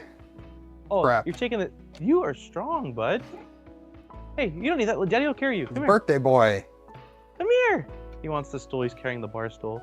Hold on. Come here, bud. Nice. He's got to have a place to sit. Come on. Yeah, come on, bring it. You got it. You got it. Almost there. You are strong, dude. That's not super light. Come on. Here. Ready? Oh, there he is. This is Spidey pajamas.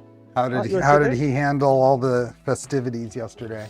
He was really good. We were both incredibly impressed. One, like, he just was in a good mood the whole time and kind of went with the flow. Just a lot of like walking around, looking at like what one group of kids are doing. But the thing I was really proud about was that he was fine with like all the kids going through all of his stuff, right? Like the toys and playing on his stuff. Like there was no like issue with sharing. Good. Yeah, so he That's was. Good. Did you have fun yesterday at your birthday party? Your Spider-Man birthday party? Oh, that's a little insert, bud.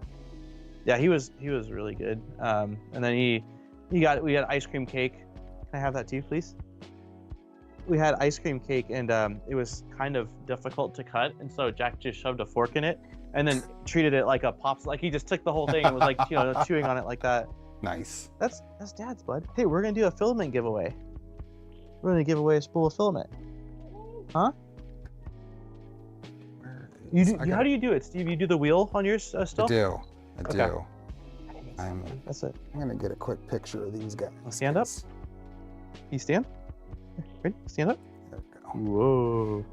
You wave. Say hi, Steve. You say hi, Steve.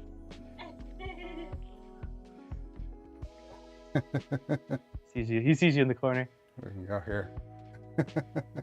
Oh, you can't see, can you? Oh, let me. You can't see? No, Oh, there we go. Oh, yeah. Can you say hi, Steve? Yeah. Wave hi. Say hi. Wave. Say hi. Nice. The wheel of misfortune. We're gonna do filament giveaway. You want to sit down so you can do the filament giveaway? Yeah. Paprika, thanks for being a member for 18 months. Kilo, they're really close to the same size still, Felix and Oscar. Oscar tends to be about a pound heavier. Ooh, that's the Toolhead, huh? And Pathetic Puma, thanks for being a member. Pathetic Puma saying happy belated birthday, Mini Modbot. Aw, thanks, man. Yeah, we have a big 2-year-old now. Yeah, that's Dad printed an extra because he screwed up on the first one. There's that one. You want the box? You can take the box here. All right. Can you say bye, everyone? Say bye-bye. Bye. Bye-bye. Love you, bud. Awesome. See you in a little bit, okay? Just woke up from his deep sleep with his new Spider-Man pajamas on. Nice. Okay, let's see here. He can stay if he wants. Yeah, we're wrapping it up shortly. Yeah. Got all the dogs up here now. He's not monkey's I not don't know usually if up here. you've seen this, but we have 420 people, exactly 420 people on right now. That's hilarious. 273 likes. Oh, we gotta hit 300. Come on, I know, everyone. I know. We We should gotta hit at least 300. hit 300. We could hit 300 likes. If you haven't, I've heard it increases your odds with the wheel. It's not proven, but you know. 420 people here, but only 310 want filament. Isn't that nuts? Yeah. How can somebody not? Over 100 people don't want filament. You've seen Don't want a the chance colors. at filament. You've seen the colors, everybody. We've got, that's a paper towel. Don't look at that. They've got nice blues. All right, this is just basic blue, but it's really nice. It's still, you know, don't get me wrong, it's really nice. I'm trying to think. Where's my pretty Polymaker stuff? Let's see. What do we got? What do we got? Oh, look at this. Look at this. Look at this. We got some. This is beautiful. This is metallic green ABS. Ooh, Stuff is gorgeous. I don't have any of that. It's what I used for the primary on the door on. It is really, really nice. Yeah, there's some gorgeous stuff here. Steve, what do you got? You got to have some pretty Polymaker over there. The Polymaker I can show off right here is Pop Blue. Pop Blue on my box turtle printed hex tray. Isn't that cool? Yeah, Pop Blue's nice. First hex tray using the box turtle. Yeah. So that's Pop Blue ASA. Okay, let's do this. So the link is in the pin post and the description. You have 3 seconds. Pop. P-O-P. Pop. No pot. Just pop. No pot. Like Pop Goes the Weasel. Yeah, exactly. You have 3 seconds to enter. Now that's a true 3 seconds. True Steve 3 seconds. One Steve, Mississippi. So in 3, 2, 3, 2, 1. The black with the sparkles. Yeah, that's Ambrosia Galactic Black ASA. Yeah, Polymaker does have, I don't know side by side, but like their equivalent of it would be the Galaxy Black, either ABS or ASA. The ABS is a stronger sparkle than their ASA from Polymaker. Both of them are decent. I used the ASA Polymaker ASA Galaxy Black on my box turtle, and some of the parts I printed in their Polymaker ABS. You can tell they're you can different tell between the them. difference. Interesting. The glitter doesn't show up as much in the ASA. Now, it might have been the roll I was using. Sure. I don't know if that's normal. Part of We've got it. about Yeah. 8 new entries, so I get to start over on my countdown now. 3. What are the likes at though, Steve? Did we hit 300? We did. Okay. Shammy made sure we hit 300. Okay. I was gonna say just call the whole thing off, man. Just kidding. 3, 2, 1. How's the adhesion with the additive? I think he's talking about the sparkle. There's no difference. Oh, no difference. Yeah. Yeah. 3, 2, 1. Done. Anybody who didn't get in there, one person did sneak in at the very end there after I hit done. You had every chance. Steve is really generous. I'm just like, you have 60 seconds. All right, that's it. Good luck for next time. Switch to your main cam. You're on. Oh. We're giving a good view of your paper towels. You're a little white there. Yeah. I was in the sun yesterday too, so I shouldn't be. There we go. The Shrimp Father, funny. you got in first. Who got that very last entry in there? Who was that? Jiri. Jiri? I think it's Yuri. J-I-R-I?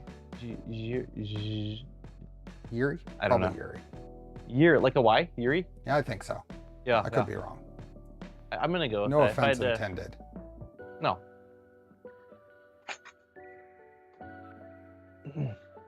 Okay, there we go. Ooh, look at this. Down Under Maker being fancy with his entry name. It's taking funny, it dude. seriously. Yeah, he's had the kangaroo for a little bit now, but I didn't notice it for a while. And then one time when I was There's a snake shuffling, in there. one time when I was shuffling, I just A saw like panda. a kangaroo dancing koala, up and koala. down the list, and that's when I saw it. And was like, that's hilarious. I like that. Does it show up on the wheel? I think can't it tell. does. It's yours as your wheels a Oh, lot. it smaller does. than- It does. Yeah. It's right there. Here we go. We can follow it. Okay. What's our shuffle range here, Daniel? You get to pick. Oh man. So, okay, so the number 25 is in my head because you couldn't find your M5 25mm Okay. screws. 1 through 25. See, Yeah. 1 through 25.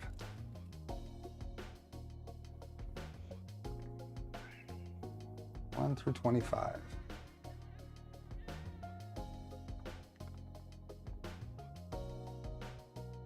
Let's see here. Who do we got here? Who do we got? Bruce Toller. You said 2. 2. Spin. I like it. A very simple shuffle. DSM Dissimgly 18T. Congrats. But are you here? Supposed to be light DS mess. I don't know. I kind of see light. I know Light? it's not I kind of, yeah. like the. You have 2 minutes to say something.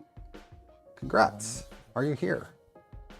DSM GLI. So is this like DSM, like the cars, like Mitsubishi DSM, right? And then GLI might be a Volkswagen thing, and then 1.8 turbo. Am I right? Oh, dude. Am I right? I would never have put that together. DSM But I'm GLI nearly as much of a car 1.8 person. turbo. If this person's in chat, please let us know the inspiration for your name. I gotta know. We're either gonna have. Is GLI a DSM designation as well? I know GLI from, I think, Volkswagen stuff, but I'm close. There they are. They're here. Nice. So you got to explain it now. Congrats. Congrats.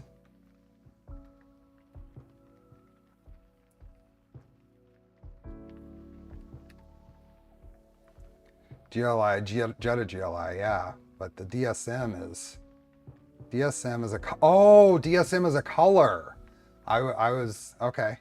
So Dark sky. what would that be? Oh, dark- What does DSM stands for? 1.8 is the motor. It's not here, respin. Stick in statistical manual. Dark sky Dark sky. metallic? Ah, Is this, what region of the world is this in? dark sausage. Dark sausage. Congrats. So Ay, ay, ay. I'm gonna blow your mind here, Daniel. Dark desert sage metallic. Oh, desert sage metallic. Okay. Yeah. So like a green. You're gonna blow my mind? Yeah. Yeah. All right. What's going on? What am I? Huh? What am I in for? I am. Hold on. I gotta prep. There, and one more little thing.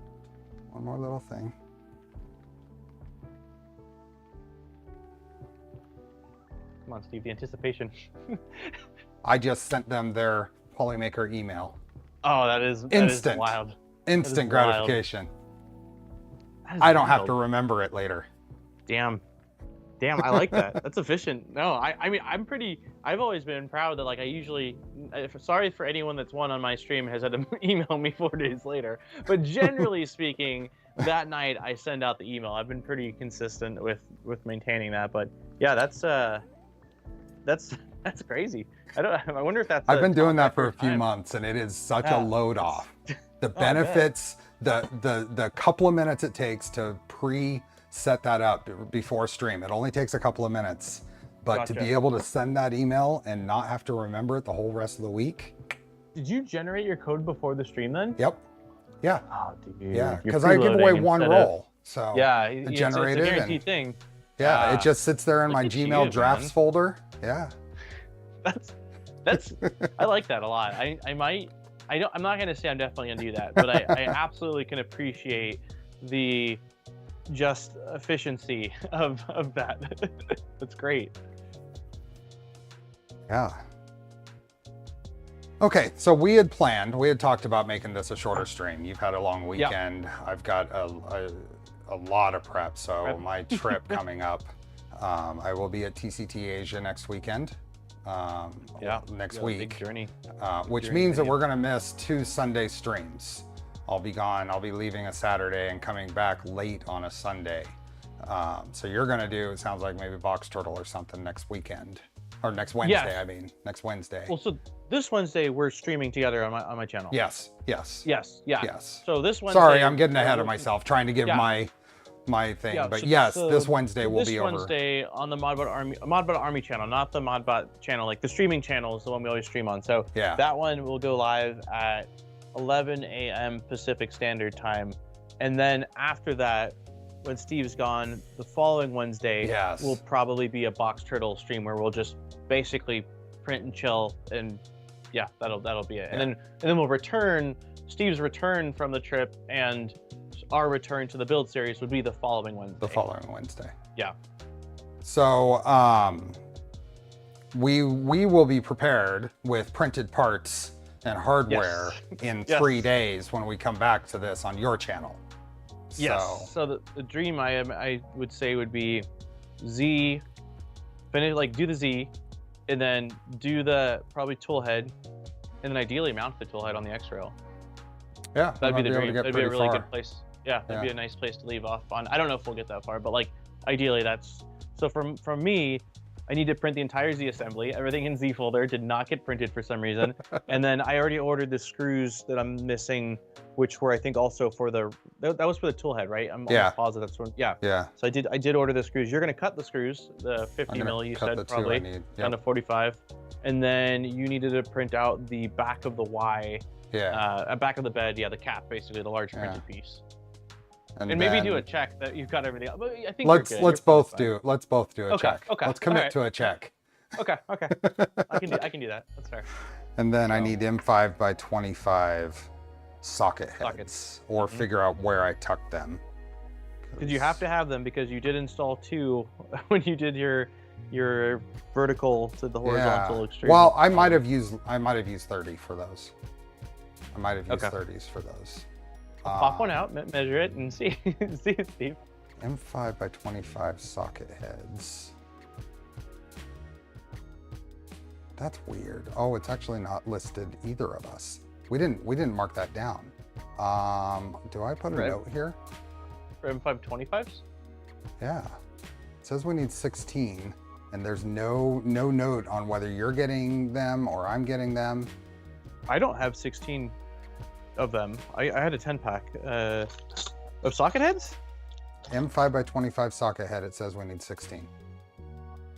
Yeah, I ordered 10 from Ellie. Let's double check that.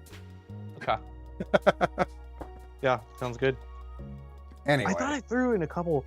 You know what, dude? I think we looked at some numbers wrong because I think that I threw, if I'm not mistaken, when we were doing our final check, I grabbed like 2 or 3 of these and sent them your way, and I think I had like 7.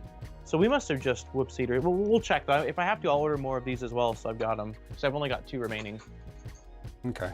So we'll figure it out. It's part of the journey of this. But I mean, look at what we do, got, man. Yeah, we got yours is a whole lot more complete looking than mine is. Look at these L's. Here, if I go like this, they look the same. Like if I don't show the back, there we go. Look at that.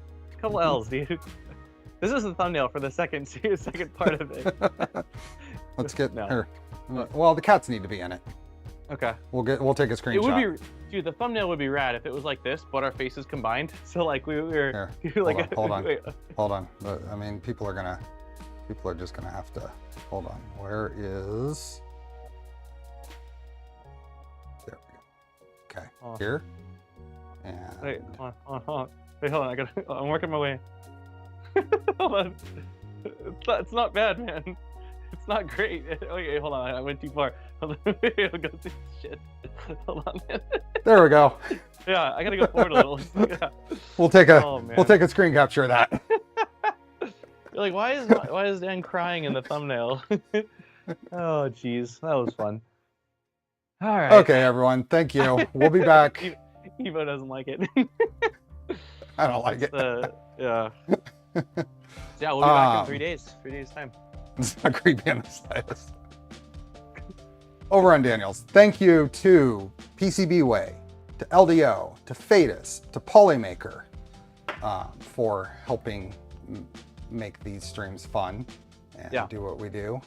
And thank you for all the gifted memberships and the super chats today.